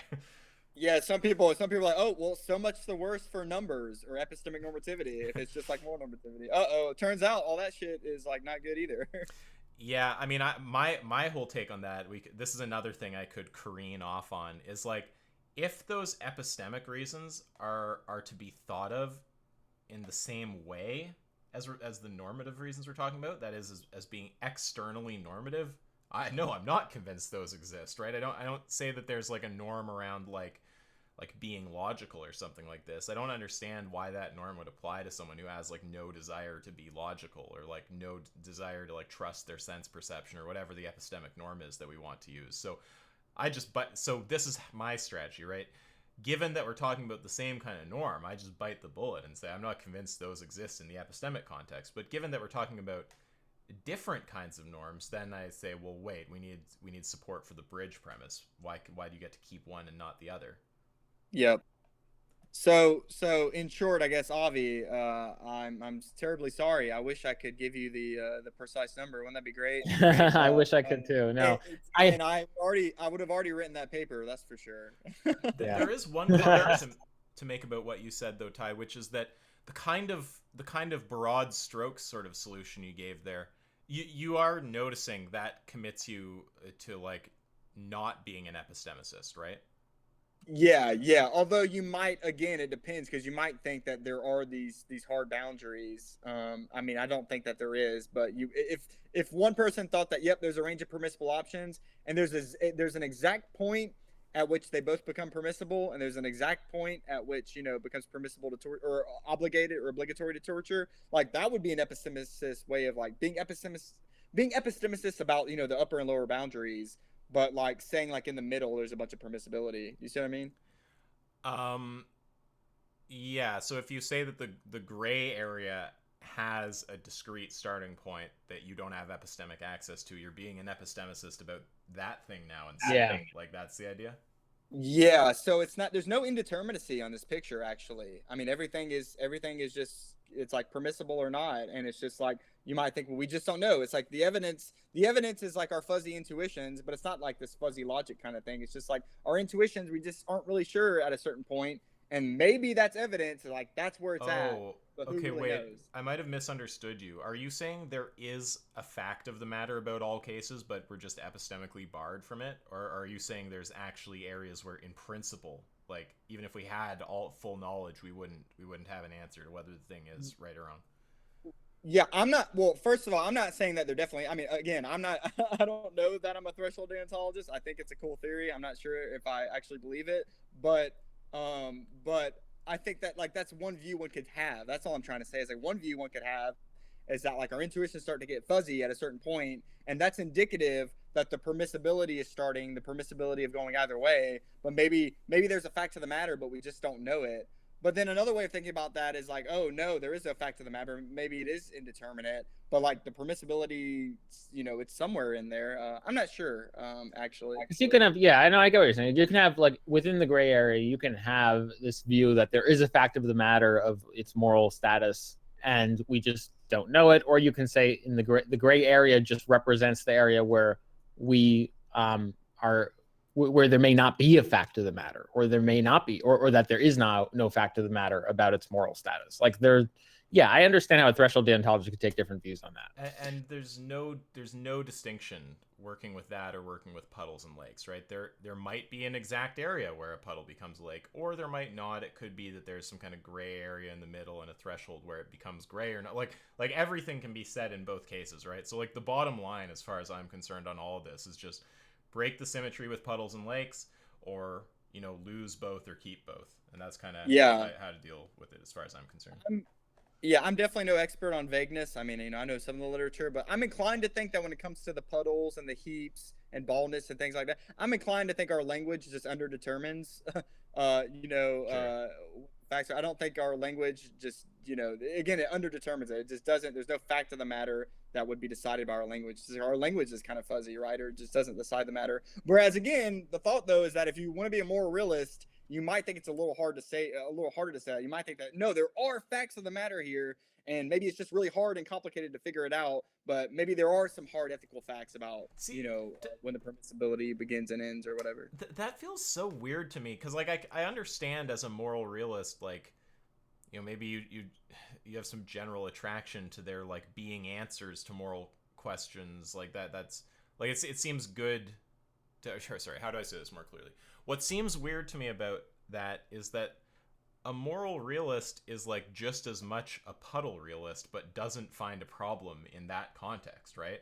So it's like, it's not clear why the realism should generate any kind of problem for the threshold stuff. If you're attracted to like the kind of thing I was saying earlier, if you think that when it comes to puddles and heaps and baldness, that the indeterminacy is just a result of like our language, like not, underdetermining it or whatever. Like when it comes to the moral truths, you might think, look, our language doesn't have anything to do with it. There's just like facts out there. Like it's not like the heap and the baldness. Like there's facts out there that we're trying to grasp, and it's just really hard to grasp those facts. And they're independently of our language and our contingent attitudes, but they're out there like that. I think the realist is going to think in that way. And that's why it's going to sound like they're going to be more attracted to epistemicist views on this matter. I'm not saying that they're wedded to that way of thinking about things, but it seems to me that that's a natural way of thinking about these issues if you're kind of a moral realist. But I guess that what I'm not understanding is, in the case of the puddles and stuff, I mean, I guess I don't get how one case, on their view, there's supposed to be like a fact of the matter we're trying to figure out, and on the other there's not. Like, what is the disanalogy there? Sorry, what's the disanalogy between like the puddles and the threshold? I didn't really follow what you're saying there, because it sounds like, because like the point I made was just, it seems weird that like presumably a realist is equally a realist about morality and about various like facts about the world, like about puddles, for instance, like whether it contains fish or not or something like that. Like presumably they're a realist about both kinds of questions. And wait, why though? Oh, I was just assuming that you'd be like just a realist generally. What, do you want to talk about someone who's like a realist about morality? There are some people who are realists about morality and anti-realists about scientific anti-realists or stuff like that. Yeah. Okay. Yeah, I guess all I was thinking was like you could be a moral realist, but you could be like a puddle anti-realist, and that's actually a crazy view to me. Well, it doesn't seem like a crazy view to you, or it does? Because it seems to me like you could be, sure, but I guess I'd be confused about what would like motivate a view like that. I was trying to motivate it a bit earlier, or at least I took myself to be. One might just think that, like, look, we talk about puddles and people being bald and things like this, but like this, like there's not really hard lines to be drawn. It's like the way we use language, and we try to, talk about different things, but there's no like facts of the matter that our language is latching on to. It's just like the indeterminacy is sort of a result of us not having determinate language to talk about that stuff. Whereas when it comes to morality, like the facts about like what's right and what's wrong aren't like, those aren't indeterminate, and they don't result from like an indeterminacy in our language. Like there are really facts out there that are independent of our attitudes and whatever our language happens to be, and those are the things that we want to grasp. So I guess that's weirding me out a bit, because like with the puddle, we think that there's are you just talking about someone who doesn't think that there's a fact of the matter about whether something is a puddle or not? Or like how many drops it takes to make a puddle. How many drops of water. Okay, and what is the reason that they think that there's a fact of the matter about how how many like pounds of force it takes for a punch to be like immoral, but not how many drops of water it takes for a puddle to become like a lake? Well, they might think that like the amount of pounds of force or whatever is like, it depends on how much like pain that produces or something like that. Okay, Right. I So guess. then they would... Yeah. Sorry. Sorry. Go ahead. No, it's okay. I was just gonna ask more questions. If you're gonna explain more, that's fine. Well, I mean, I haven't thought about this before. I'm just kind of doing this with you here. I'm not sure exactly. All I'm trying to say is that like, it seems to me that someone could think that there are moral facts out there, and they're hard to figure out, but they're out there. So this would be kind of more realist. And they think, okay, so these facts, they're not grounded in our attitudes, or they don't depend. They're like sort of somehow attitude independent. Like our attitudes don't just fix the moral truths. So they're out there to be discovered. Someone might think this way, but then they might think that like, oh, when we talk about puddles and people being bald, that's like we're just trying to sort of, conveniently sort of, talk about the world. But I mean, I don't have to really think that there's a fine line between being bald and not being bald. Like our language doesn't fix, it determines. I think that's what the word I want to use there, or it doesn't like fix the facts about that. But we don't have to worry about that, because that's not like a property out in the world that's like independent of our language or something like that. I guess that's just not computing for me. Like, it seems like there's a fact of the matter about whether someone. It seems I don't understand how there can be a fact of the matter about whether someone is. Okay, so I guess this is what I want to say. I guess that it's logically possible for there to be facts in the one case but not the other, and it's possible for someone to take a view that that's the case in either direction. That there's moral facts but not puddle facts, or there's puddle facts but not moral facts. So that's all fine. But I guess what I don't understand, and sorry if I'm looping the same territory, I guess I don't understand what would motivate us to think that moral facts and puddle facts are like distinct in that kind of way, with the one that's about reality being moral facts. Like, wouldn't we just say in both cases there's some objective reality about, like, if you're causing moral wrongness, or if someone has a certain amount of hairs on their head, and then we construct some language like moral or puddle or whatever, and the language is like imperfect in both cases, and we do our best to apply it. Yeah. So I'm trying to think about this more. I haven't thought about this before, but I mean, maybe there's a story someone wants to tell where they say like, look, in the past there were people with no hair at all, and there were people with lots of hair, and we called the people with no hair bald, and we called the people with lots of hair, not bald. And then there are cases in which maybe there was a couple of hairs on somebody's head, and we called them bald. But then a bunch more hair was not bald. But then cases in the middle, it's like, I don't know, are they bald? They're not bald? I don't really know. Our language never really fixed on that, and maybe there's not facts about that stuff. It's just like our language just doesn't, it's like there's no definition of baldness that decides the matter. Oh, I might have just got you. I'm sorry. I think I might get what you're saying. Sorry to cut you off, but maybe I'll save you explaining it again. So is the idea just supposed to be like our language baldness? That term is vague in a way that the moral term isn't. Like, the moral term, let's just say that just refers to whether the like wrongness property is like there or not. It's just some binary thing, right? Okay, so sorry, I don't know why that was so confusing, right? So you're just talking about how vague the word is. Maybe maybe the word bald is vague in a way that the word moral isn't. Like baldness refers to who knows, we can't tell when you've got, between this and this amount of hair, it's just not clear. But with the moral term, it's like the moral property is just either present or not. It's like on or off switch. There's no like gray area, even if epistemically it's an access problem. Yeah, you might think that like we don't have a definition of baldness that would decide the matter. Okay, sorry, I agree. Like yeah, I mean, yeah. So again, well, let me just stress. Again, I'm not. This is one way of thinking. I mean, this sounds somewhat plausible to me, but I'm not totally sure at the end of the day if that's where I'd want to go with it. But I think that's at least one reasonable way of trying to distinguish the two cases. Oh yeah, to be clear, I'm of course not signing off on it because I don't think there are even these moral things. I'm just granting that I now know what you mean. I understand what you're saying now, and it's not.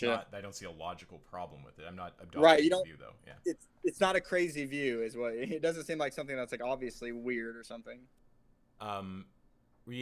Well, certain things do seem weird about it, but it doesn't seem logically contradictory. And I can understand what might like motivate it. Yeah. Okay. Sorry for the hang up on that. Yeah. Want to proceed along? Sure. Yeah. In terms of like gauging, so we can't determine. So obviously, it's going to be almost impossible to determine. Well, at least very hard to determine exactly where the threshold is. But in terms of getting like a rough idea of where it might be, for a subjectivist, do you think any sort of epistemic particularism would be helpful? Like someone who would say like, okay, just because I don't know how it is that I have these preferences or desires or whatnot. Sorry to use the word preferences. Just because I don't know how it is that I have certain desires or values, it doesn't change the fact that I still know them. So just like with like ice cream, I may not know how it is that I know that I like chocolate over vanilla. I don't know exactly how the taste receptors interact. I don't know how exactly which action potential ends up where in my brain. But that doesn't really prevent me from knowing that I like chocolate over vanilla. And maybe I could combine different amounts of chocolate and vanilla. I don't know exactly how many drops of chocolate or vanilla will take for me to like it versus not like it. But I have this. There is a vague idea of the matter. There is some vagueness there. But in terms of knowing where it is, I don't have to know how I know where it is in order to know that I have this rough idea of where it is. That in one case it's obviously that I like it. In one case, it's obvious that I don't. Can the threshold deontologist take that same like epistemic particularist approach to answer how they know like this is a clear area and the other is a clear area? Let's see. So you're saying, let me make sure I'm clear on this. So you're saying that like maybe a person could say, look, I think that 100 murders is enough to justify a torture to prevent 100 murders. Now don't ask me to like say anything about how I know that, or like for any kind of further argument or like justification for that belief. But it's like it's just what I believe. Is that what you're saying? Because if someone's, I take it if someone's a subjectivist, the truth maker is their attitude toward it. And so when someone says like, how do you know that that's your view? It's essentially saying like, well, how do you know that that's your attitude toward it, right? And someone may not. In that case, it seems like someone may not have to know exactly like how it is their attitude towards something to know that it is their attitude towards something. Yeah. This touches. I mean, this definitely touches on some like deeper issues in epistemology, like namely, like to know that P, do you have to know that you know that P? People wonder about sometimes, right? But I think that I don't know. So suppose you're a subjectivist and like your attitudes just settle the matter. Suppose you think that that's the truth. Then like, okay, so you might think that like, okay, because my attitude is that like, or because my belief or attitude is that like 100 murders or 100 lives at stake is enough to justify a torture. Like that's, that's just it. That's just where it's at. It's like, that's just what I believe. That's what my attitude is. I mean, one way of trying to maybe show this person that's actually not what they believe or what they're committed to is like, if you could find other cases, I mean, this is related to some things we were talking about earlier. Like if you could show that like that actually is in tension with some other things they believe. Because, I think that sometimes we are incoherent and it's not obvious to us. And we do have, we have contradictory beliefs, right? So at least sometimes. And like, so there might be a case in which someone says 100 lives is enough, but then you look at other parts of their belief, Right. other things they believe, and it turns out that like they shouldn't. If they do think that, they shouldn't think that because it conflicts with some other things they believe, and then maybe the threshold should be located where they think it is at the moment. Do we think?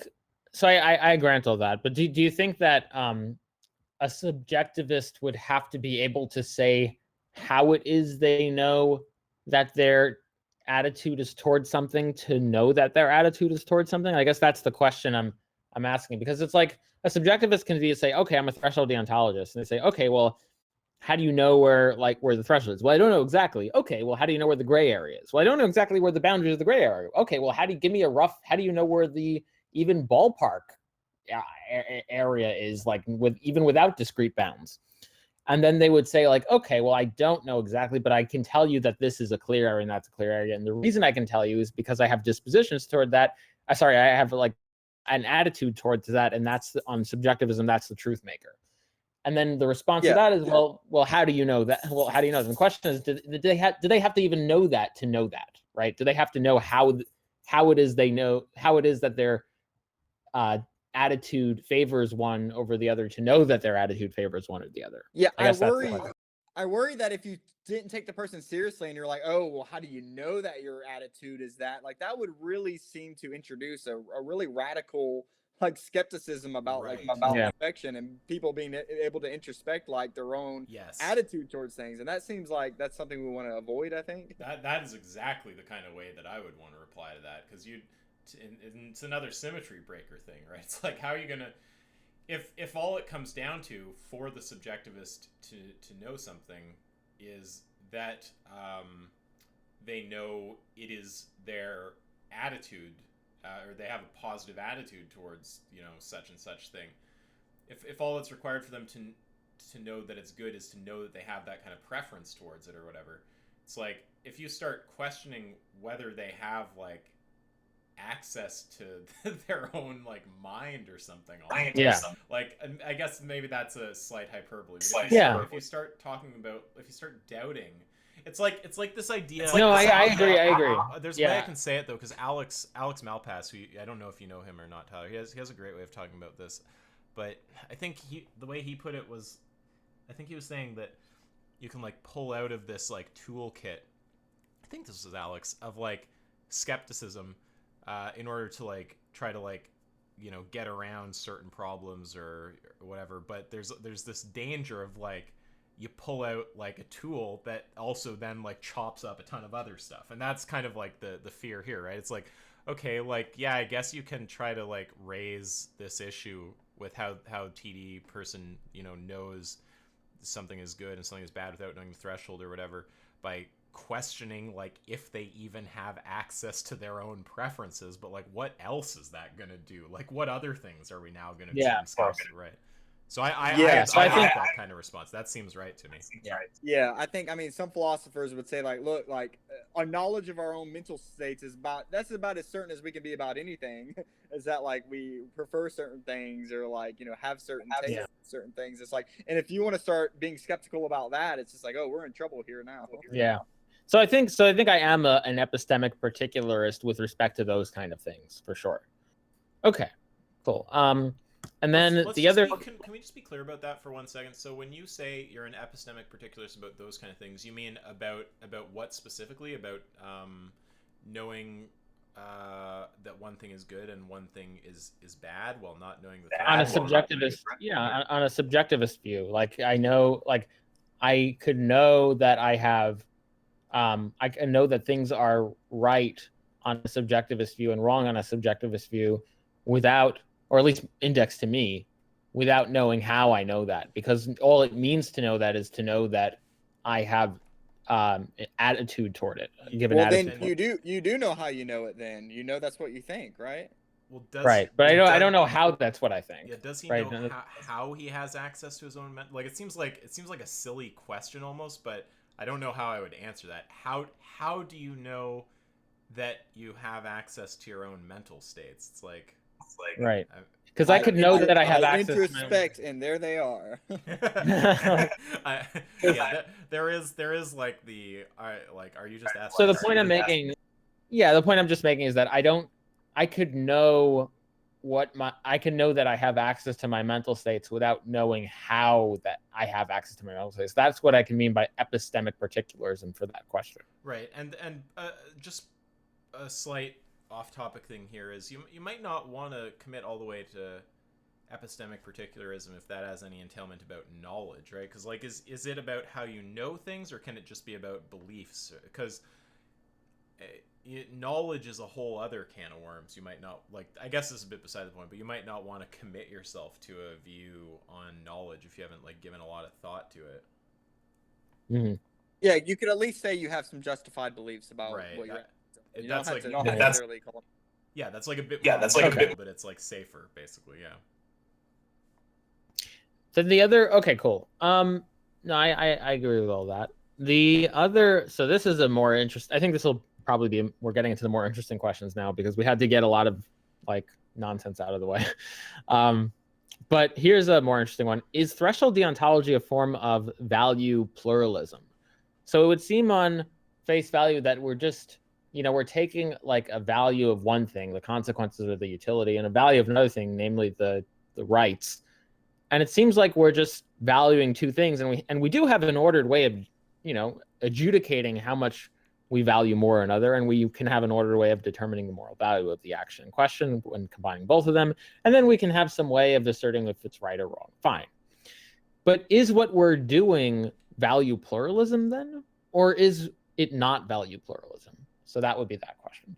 Okay, so I think people talk differently about this in the philosophical literature, like pluralism and monism, and these terms get thrown around in different contexts. I mean, one way of thinking about this is like, depending on how coarse-grained or how fine-grained you go with your discussion of things, you might get different answers. So if you're talking about just like how many different kinds of things matter, morally speaking, then you might think that, okay, well, deontological things matter, and utilitarian things matter, or those sorts of considerations matter, utilitarian considerations, and so what? I'm a value dualist.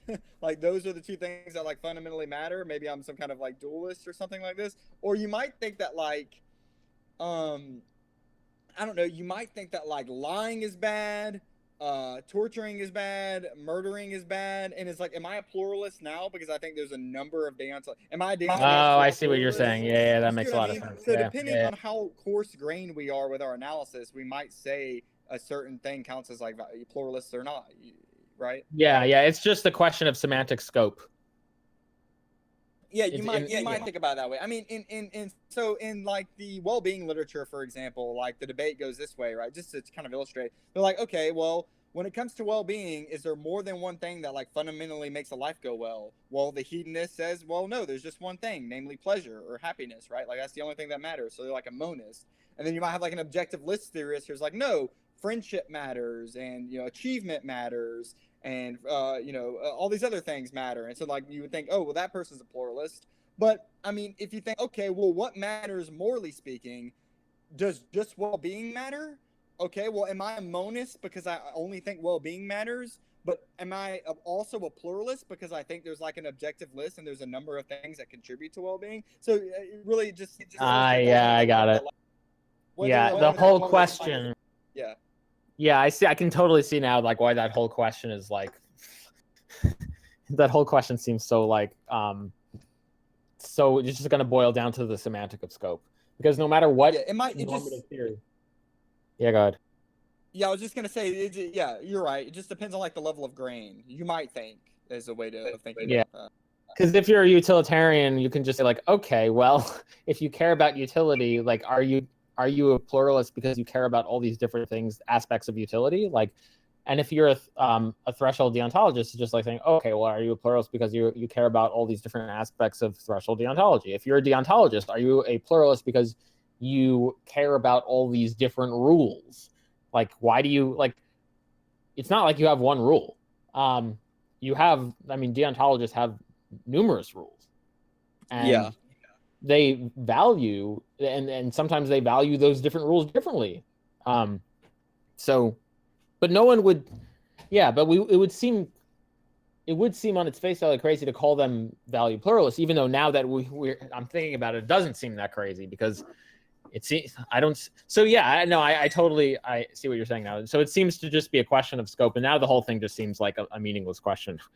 Yeah, well, I should say, I mean, I think that debates about whether pluralism or monism is true in some domain, it's not like we shouldn't think those debates aren't important, as long as people are clear about what they mean, right? It's like, as long as you're clear on the terminology, it's like, are you talking about like what sort of things, are good for me fundamentally, or like, or how many things there are like that? Or like, like what's the level of grain here? It's like, as long as we're clear on those questions when we're talking about monism and pluralism, I think they're, questions to think about, and like they're not like, dumb questions or anything like that. But I mean, yeah, I mean, even with like Ross's theory, Ross is called a deontological pluralist. And like, oh, well, why is he deontological pluralist? Because he posits a plurality of different duties, right? There's right. duties of fidelity and beneficence and all the rest, right? But then you might take a step back and say, oh, but is he a pluralist in the sense that like he cares about virtue ethical stuff too, and these other things too? Is like, you might think, oh well, no, if you want to zoom out a little bit, maybe he's a monist in the sense that he only cares about deontological stuff. So as you can see, like it can really, it all depends on what you're defining as pluralism, what scope you're operating on. It's yeah, like, yeah, I just want to say I don't think it's like stupid to have that conversation. Again, it's just like it depends on like just making sure you're clear on the terminology, and then it can be useful to have this conversation. We need a word for this category of questions, but there's certain questions that are basically answered once you ask them clearly enough, and it sounds like we're talking about that kind of question here. It's like, right, asking the question clearly involves like clarifying the scope you're talking about, but once you clarify the scope, it's like, well, what more is there to do to answer this? Yeah. The next question we have is threshold deontology best described as a piecewise or non-piecewise function? That is to say, does threshold deontology value deontic rights up until threshold T, upon which the consequences are values and the deontic rights are no longer values? Or does a threshold deontologist value deontic rights and continue to value said deontic rights up until threshold T, upon which the pro tanto reasons of utility surpass the weightiness of the initial deontic value? Now, I have an obvious view on this. My view, but I'll let Tyler answer. Yeah, well, I think that I've already, just given things that I said earlier, I already kind of, spilled the beans on what I thought about, in saying that like the intrinsic wrongness, it still exists beyond the threshold. It doesn't go away, right? Exactly. So yeah, my view, and Sims, like your view as well, is that threshold deontology is not a piecewise function. That it's a non-piecewise function at all points. There is consideration for the deontic violation as well as the consequences. Yeah. And let me just say that like some people might think that like, oh, well, you're just trying to keep the deontology there, and this is just an ad hoc response to the the question of just like trying to keep the deontology really strong in the theory. But there's no reason, like someone might say, there's no reason to keep thinking that the wrongness is still there whenever the consequences take over. So this is just some kind of ad hoc move that the threshold deontologist is doing. But as I mentioned earlier, I think there's like there's just evidence that like, no, we're not just trying to explain this one thing. Like there's plenty of evidence that the wrongness is still there when we look at how we think about people in these situations and in the sort of attitudes that we think people should have and the sort of things they should do after the fact. Like it makes sense for the person to go to the person that they had to torture and say, I'm so sorry I had to do that. Like, let me do all of these things to help you, get better and make amends. Like we wouldn't engage in that sort of activity. I mean, hopefully you never had to torture anyone, hopefully you never find yourself in that situation, but we wouldn't think that like, it would be appropriate for you to do things like that if we didn't think that the wrongness was still there, like the intrinsic badness was still there once the consequences take over. It would make no sense for you to be doing all these things to help a person out after the fact or to make amends for it or reparations if you thought that like there's just no wrongness whatsoever once the consequences took over. Because then what is there to regret? What is there to feel bad for?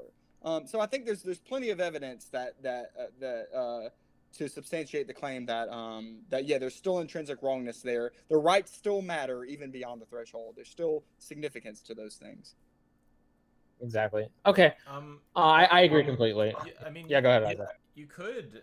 I haven't thought it through, so you can't ask me questions about it. But you could presumably create some kind of TD model where the concern does just fully drop off at the threshold. It's not the kind of model I would hold to, because I still, I still like subjectively feel the weight of the wrongness when I'm talking about, you know, murdering one person to save like, you know, 1,000 or whatever. It's like that it still feels bad on some level. So that's enough for me to say there's still some pro tanto reason against. But it doesn't seem like you need to have that kind of view to be a threshold deontologist. You could take some other kind of model, I guess.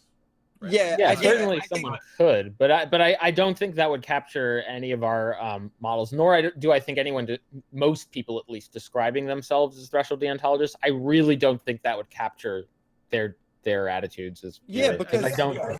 Yeah, because look what the costs are. You lose. You can't. There's so much that you miss out on being able to explain, like, you know, the way people behave and the way we think it's appropriate for people to behave in these situations. Like, you know, by dropping the significance of it beyond the threshold, it's like you miss out on being able to explain all this like stuff that we want to explain.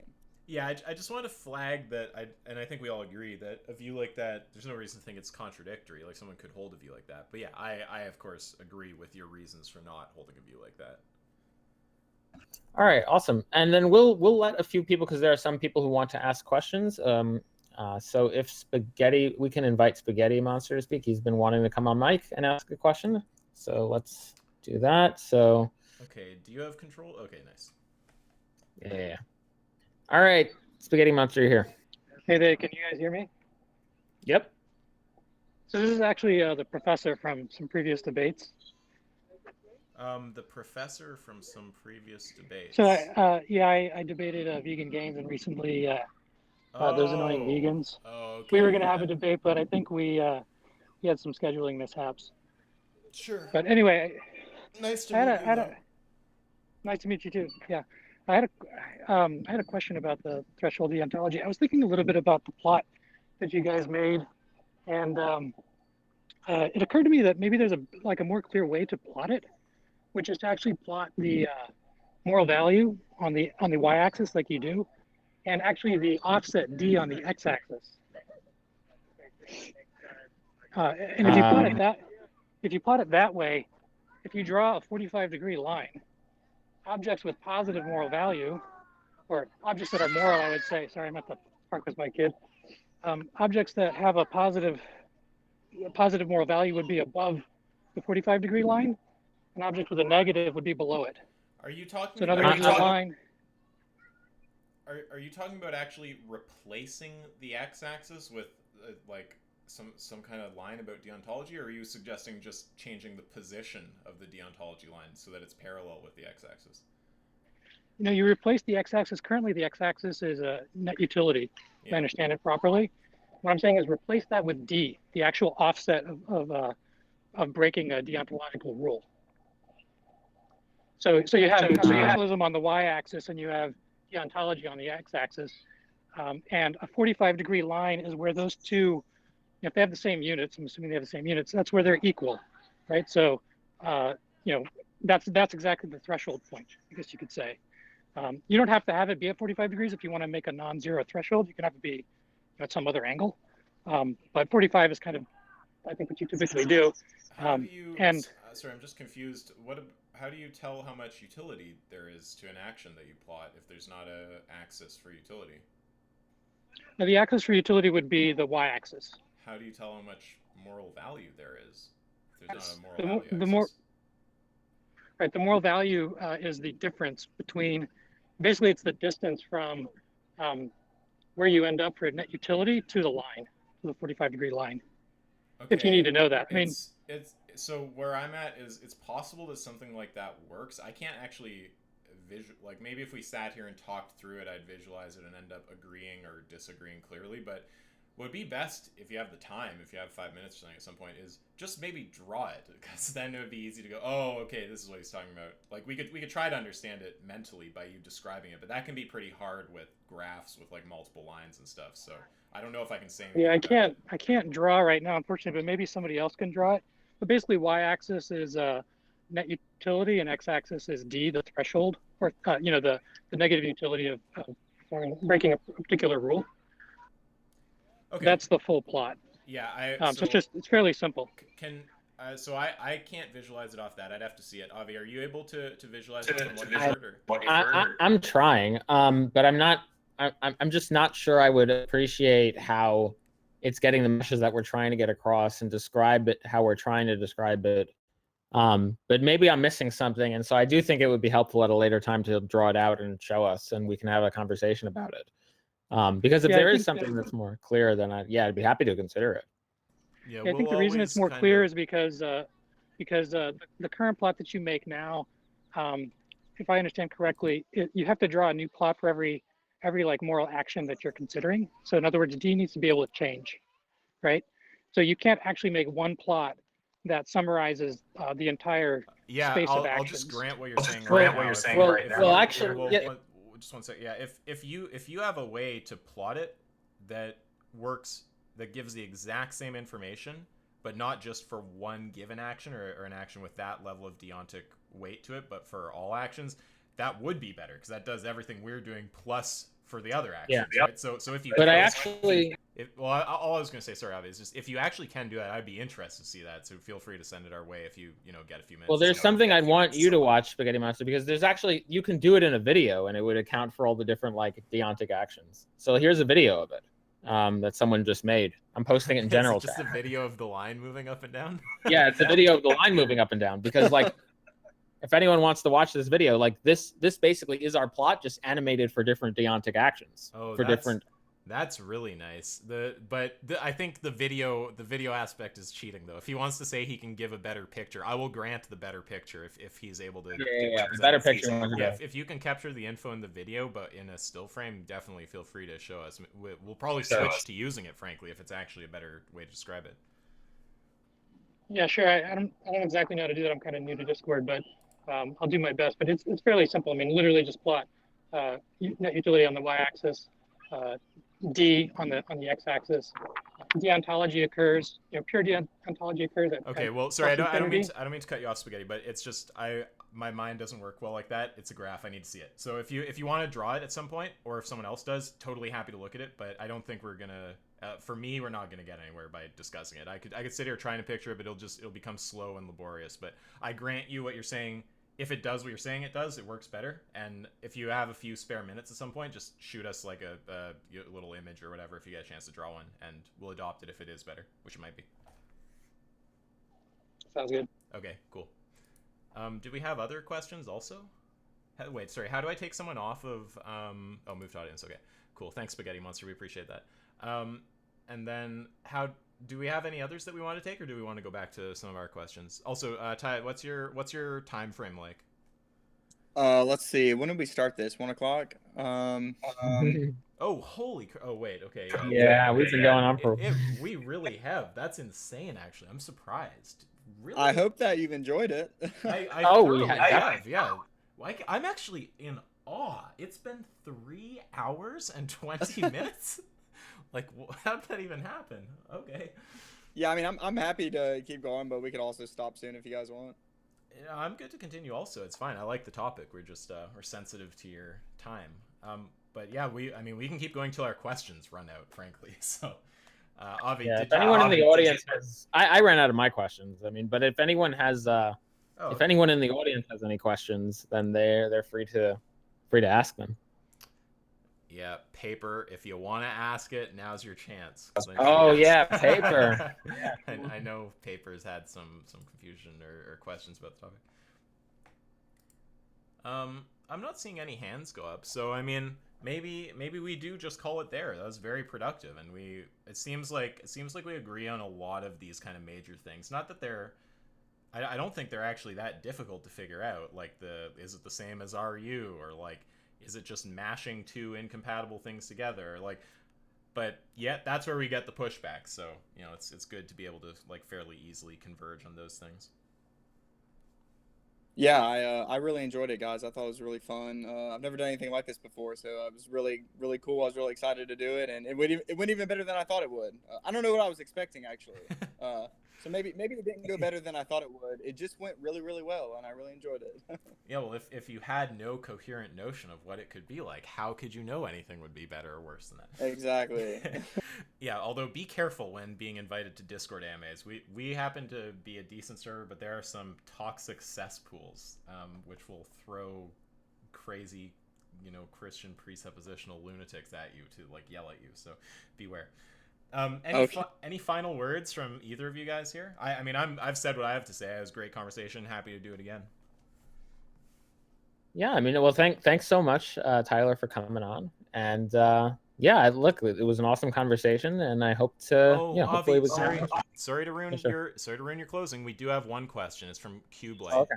So let's just take that quickly, then we'll go back. Sorry. I sent you the invite to speak, Qblade. You just have to hit OK on that. There you go. Hello. Can you hear me? Loud and clear. Oh, sweet. Yeah, thanks for taking the question. And I know this question has annoyed you in the past, but is it like possible for you to give like some account of why specifically you even care about the rights? Like when I really introspect and try to think about why I even care about the rights, I like bottom out kind of in utility always, and it seems hard to like even specify what a right is even supposed to be. Okay, well, I mean, for the first thing I'll point out is that you can ask the same question about why you care about utility, right? So if I ask you, why do you care about utility? What kind of answer would you give me?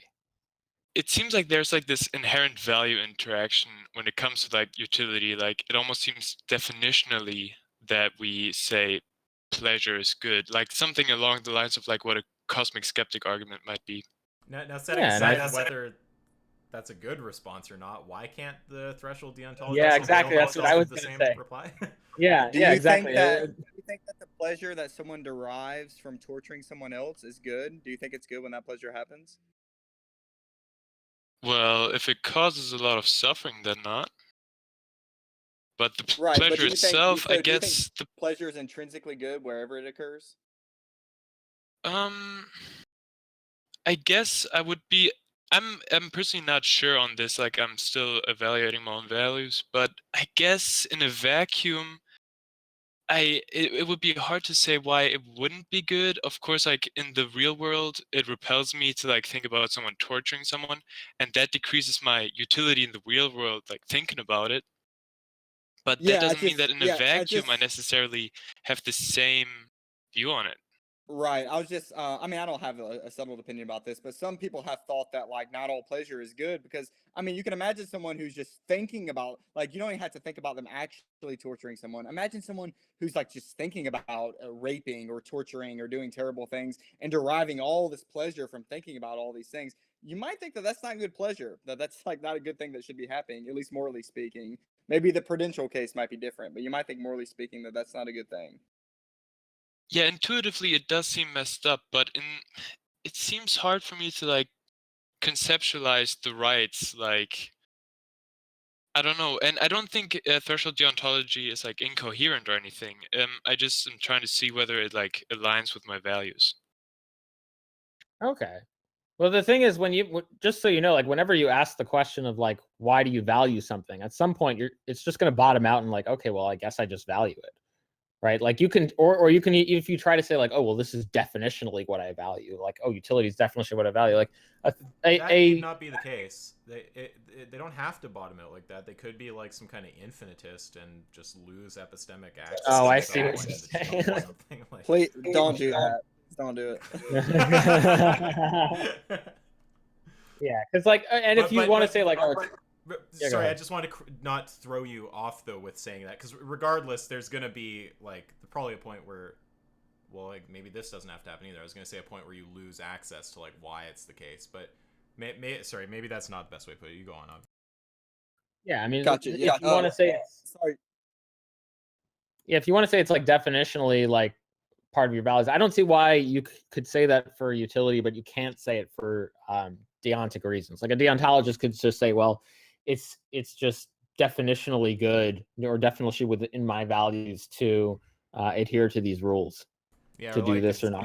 It's just more intuitive to me, right? So like the real question is like, if your attack on TD is with respect to grounding, well, grounding isn't, something that only is an issue for TD, right? You can raise the exact same problem for all the other systems. So it's important for, if you want to raise that as a criticism without having it cut against your own presumably utilitarian view, you need to show how your view can answer it, but TD can't, right?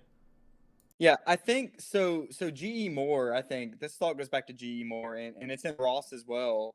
It's the thought is like when it comes to like what's intrinsically valuable, like what fundamentally matters and what's intrinsically valuable, it's hard to think that there could be like any proof that one could give or any line of argumentation that one could give to show that something is intrinsically valuable. It's just, it seems like we just have intuitions about the sorts of things that matter fundamentally. And I think that like one thing Ross says is that like, look, it seems intuitive that like beneficence is good, or like that's a morally nice thing. It seems that like causing harm is not good. Breaking promises doesn't seem very good. Like he's just like intuitively these seem like things are just like intrinsically bad.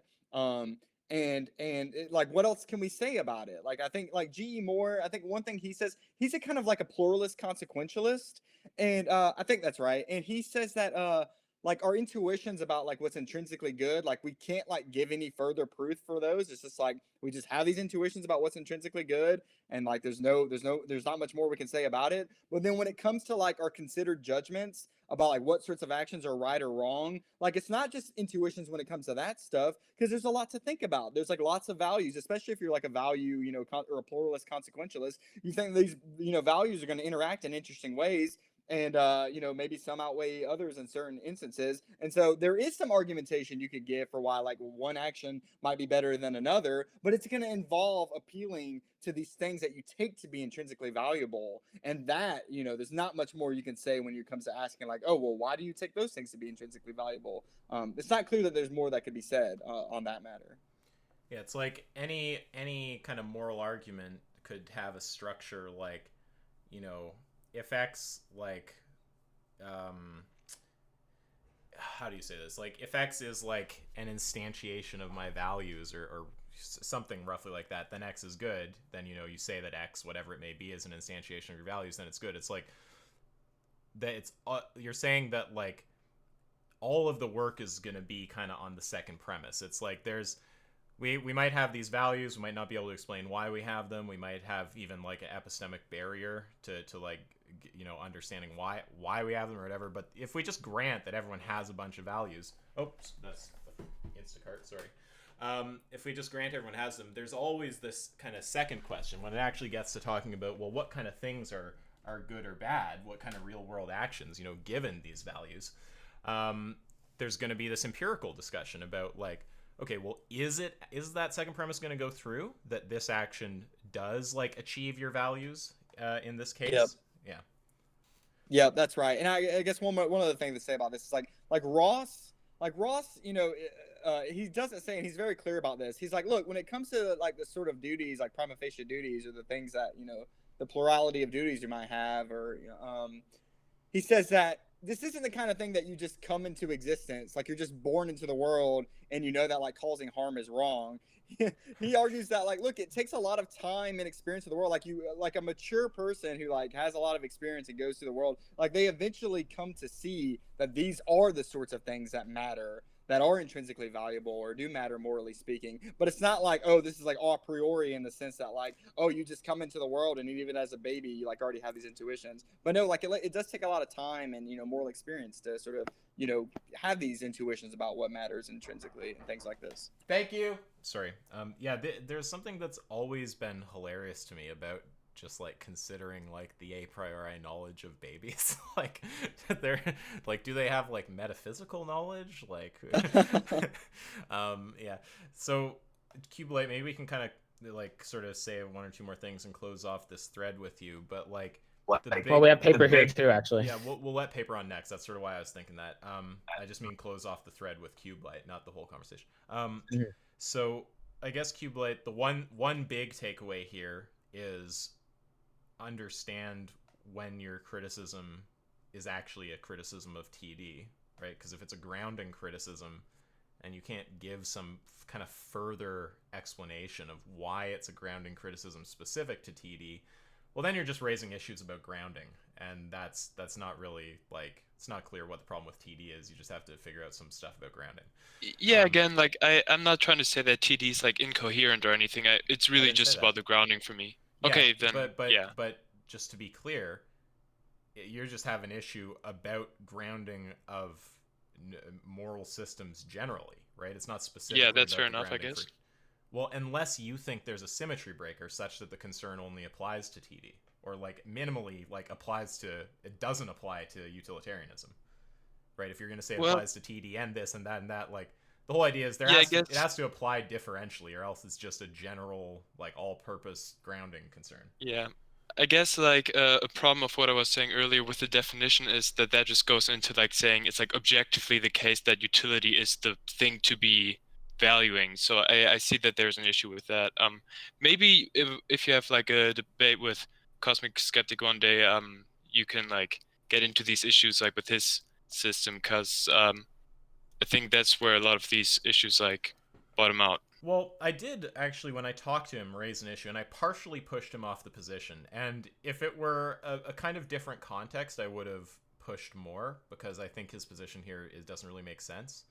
But yeah, I did see that. I just wish you had like another debate and fleshed it out with him. Well, I'm happy to, but you know, I don't know if he's that interested.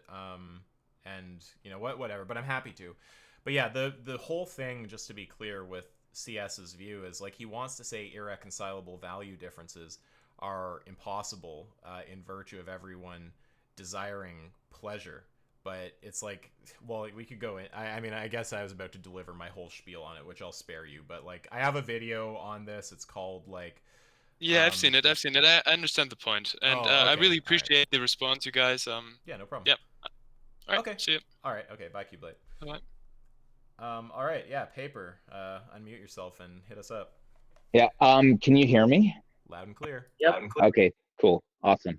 Yeah. Thanks for so much. This has been a great talk. So I didn't have a lot of questions, but I guess one was the clarification. Earlier in the talk, you mentioned something, you were talking about sort of motivations for actions, and you said something along the lines of like, a rule utilitarian would not care about your motivations, or you were kind of discussing the importance of praise and blame. And I've been thinking about this, I guess, from the perspective of a rule utilitarian, and I kind of catch out, and I wanted to get your thoughts on if I'm tracking or if I'm wrong here. Can I just interject? Like, I don't think that's what was. I don't think it was being said that a rule utilitarian wouldn't care about what the. Well, correct me if I'm wrong, but I don't think. I take it to be that there's a distinction between judging actions versus people, and to judging actions, it's just what the normative theory would say, and to judge the people, it's judging their intentions if they wanted to comport with that normative theory. So a rule utilitarian presumably would judge people. By not actions, but people, if their intentions would be to comport with rule utilitarianism. Whereas a threshold deontologist would judge people if their intentions were to comport with threshold deontology. And so that would be like a difference, even if all the actions prescribed would be the same. They would still judge people differently because of their motivations if one was doing it for rule utilitarian purposes versus one was doing it for threshold deontic purposes. I don't think anyone would take the view that rule utilitarians don't judge people based on their intentions. They just don't judge actions based on intentions, which is fine. I don't think threshold deontology would judge actions necessarily based on intentions either, but you can certainly in both cases judge people based on intentions, and the intention to judge it is whether or not your actions are intended to comport with the normative theory that you hold, or normative theory in question. Does that make sense? I think so, but maybe getting back to like with the Kant hypothetical. So are you saying that, so in the example, so I think it was the shop owner, and the shop owner can lower the price because he values, he or she values their customer, and the sort of value is based on, human rights and that they're a person or not, versus I am lowering the cost because I know that will like maximize my profit. Are you saying that a rule utilitarian although can look at sort of the utilities, they can't sort of say, hey, the norm of doing it because of human rights versus doing it for maximization profit, that's a good norm. I like that norm. And so even though I guess in the act, the utilities might be the same, but I'm in fact sort of promoting the norm of, hey, you're not violating rights. And so I would probably say in my final calculation of like the total utility, I would say the non-right violating sort of shopkeeper is better than the maximizing profit shopkeeper because of the norm of the rights violation, because of the additional norm. I take it that a rule utilitarian would judge people praiseworthiness or non-praiseworthiness on the basis of their intention of comporting with rule utilitarianism. So I think a better example might be you have a shopkeeper and one shopkeeper decides not to inflate his prices on the basis that he doesn't want to violate the rights of his customers. That's one shopkeeper. Another shopkeeper does not inflate his prices because he doesn't want to decrease utility. Generally, he thinks that inflating prices would be something that we should make rules against because that would generally decrease utility. And then we have a third shopkeeper, and a third shopkeeper decides not to decrease his prices in his shop because A, it would be a violation of the rights of his customers, and B, it would also decrease utility. So in those three cases of shopkeepers, notice how we have three different intentions behind not raising the prices, right? Mm-hmm. But the praiseworthiness of each individual will be different depending on the normative theory you're operating on. If you're just a deontologist, the most praiseworthy shopkeeper will be the shopkeeper that decides not to raise his prices with the intention of not violating the rights of his customer. If you're just a rule utilitarian, the most praiseworthy shopkeeper will be the shopkeeper that decides not to raise his prices with the intention of comporting to a rule that generally improves utility. If you're a threshold deontologist, the most praiseworthy shopkeeper is the shopkeeper that has concern in his intentions for both. And this is all assuming, of course, that praiseworthiness is cashed out as comporting to the normative theory. Right. In intention. Because you could be a utilitarian. Again, you could be this like psychopath who thinks like all these things are good, but like his praiseworthiness is like completely detached from his normative ethics or something like that. But yeah, we're taking praiseworthiness to be about whether there's comportion with a normative ethic. Yeah, to the extent that what makes someone praiseworthiness is their intentions of comporting to a given normative ethic, then a threshold deontologist, and rule utilitarian would say three different things about all these three shopkeepers, right? In terms of their praiseworthiness. Does that make sense, Paper? Yeah, I think so. I mean, okay. I'm sure you have like 57 other questions, so I'm teasing. Do you have anything else that you want to ask about? I guess the only thing that I was going to come with a priori was the value pluralism question, but I kind of like the idea. I think it was, I can't remember who said it, but the idea of like semantic scoping. That's what. Yeah, that was my. Just to take credit for that. Yeah, that was. Yeah, I was gonna say I don't think it was your idea. I think it was you're like, oh, Tyler said it, and now I agree with it. Yeah, that was my wording. Semantic scope. Yeah, so for me that was sort of answered. So I don't have anything else. Okay. Wait. Tyler. OH. IO. Oh, okay. Yeah, good. That is the correct moral answer. Yep. Maximizes utility. Good old Ohio nerds. Okay. All right. With that, we'll move you back to the audience. Okay. So, if anyone else has anything, hands up now or forever hold your hand down. Avi, did you want to finish your? We were gonna do some closing words. I said what I want to say. Yeah. Well, I just want to thank everyone for coming. I want to thank you, especially Tyler. This has been an awesome talk, and I'll just say a few words about why I think threshold deontology, captures my view. I think it's a robust normative theory. I think it aligns very well with my subjective ideas and my values and preferences, and I think it can be applied in various different situations, and I think it's very intuition friendly.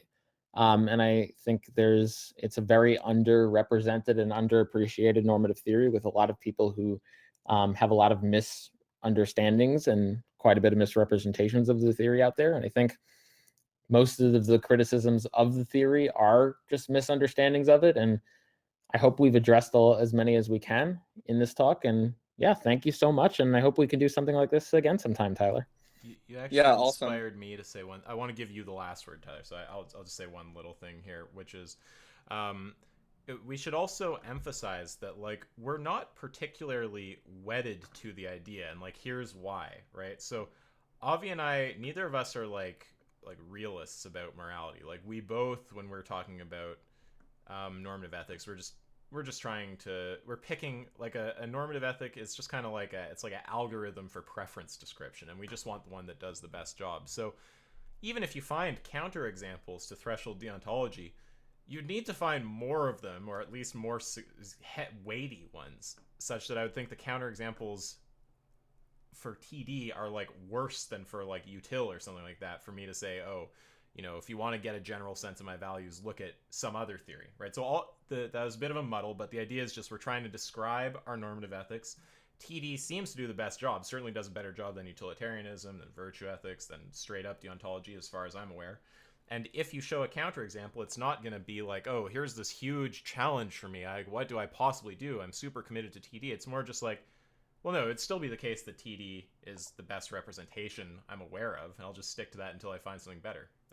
So yeah, I think that's worth emphasizing. And also, just want to say, yeah, huge thanks to Tyler for coming by. This has been very enlightening. It's really great to get some good takes on this stuff and like hear your thoughts on it. So yeah, thank you. Yeah, I really enjoyed it. I had a really great time. And if you guys ever want to talk about any other philosophy related stuff again, I'd certainly be open to it. Is there anything else I want to say about threshold deontology, though? I mean, I sort of said at the outset that like this is a theory that seems to be implicit in a lot of really, famous philosophers' views, and they're like, things they say in different papers. Like Thomas Nagel, for example. I'm sure you've heard of Nagel. He says in, I think it's in his paper War and Massacre, which is, very widely known, at least among philosophers. He says, at one point, he says something like, I think that that we should certainly adhere to absolutist restrictions unless the utilitarian considerations favoring violation are like overpoweringly weighty and extremely certain. So we see things like that in Nagel. I think there's some remarks that Robert Nozick makes, and just a few other like really, well-known philosophers who seem to say things that like really suggest that they actually do adopt something like a threshold deontology view. So it's kind of amazing to me that there's not a whole lot of literature that brings it out and examines it in much detail. So I hope that more of that literature kind of appears, and then maybe we could read some more of that stuff and talk about it at some future point. If people have interesting things to say about it, who knows? I guess we'll see. Well, there's this one guy I'm aware of who like occasionally, writes about the topic, comes on Discord calls here and there. Yeah, sounds familiar. I feel like I've heard of that guy. All right, well, yeah, it's awesome talking to you. Maybe I'll shoot you the video on email once it's up, and yeah, maybe we'll invite you some other time when we're doing philosophy events, because you might enjoy also just like listening in on other philosophers too. It's a good little forum for stuff like that, and yeah, just thanks so much. Really, really appreciate it. Yeah, cool. I'm in the Discord now, right? So I can like see everything. Isn't that right? Yep. I mean, you definitely turn announcements on if you want to know everything that's up. And a lot of what goes on in here is just crazy people trying to defend crazy things. But there are good philosophy things here and there. I love crazy people defending crazy things. It sounds great. We are the place for you. Okay, all right. Well, with that, we'll just call it a day. And just in case you don't know, for Discord call, you have to hang up, or else you'll be left in the call forever, and people will hear whatever you may be doing over there. All right, cool. Thanks a lot. Okay, have a good one, guys.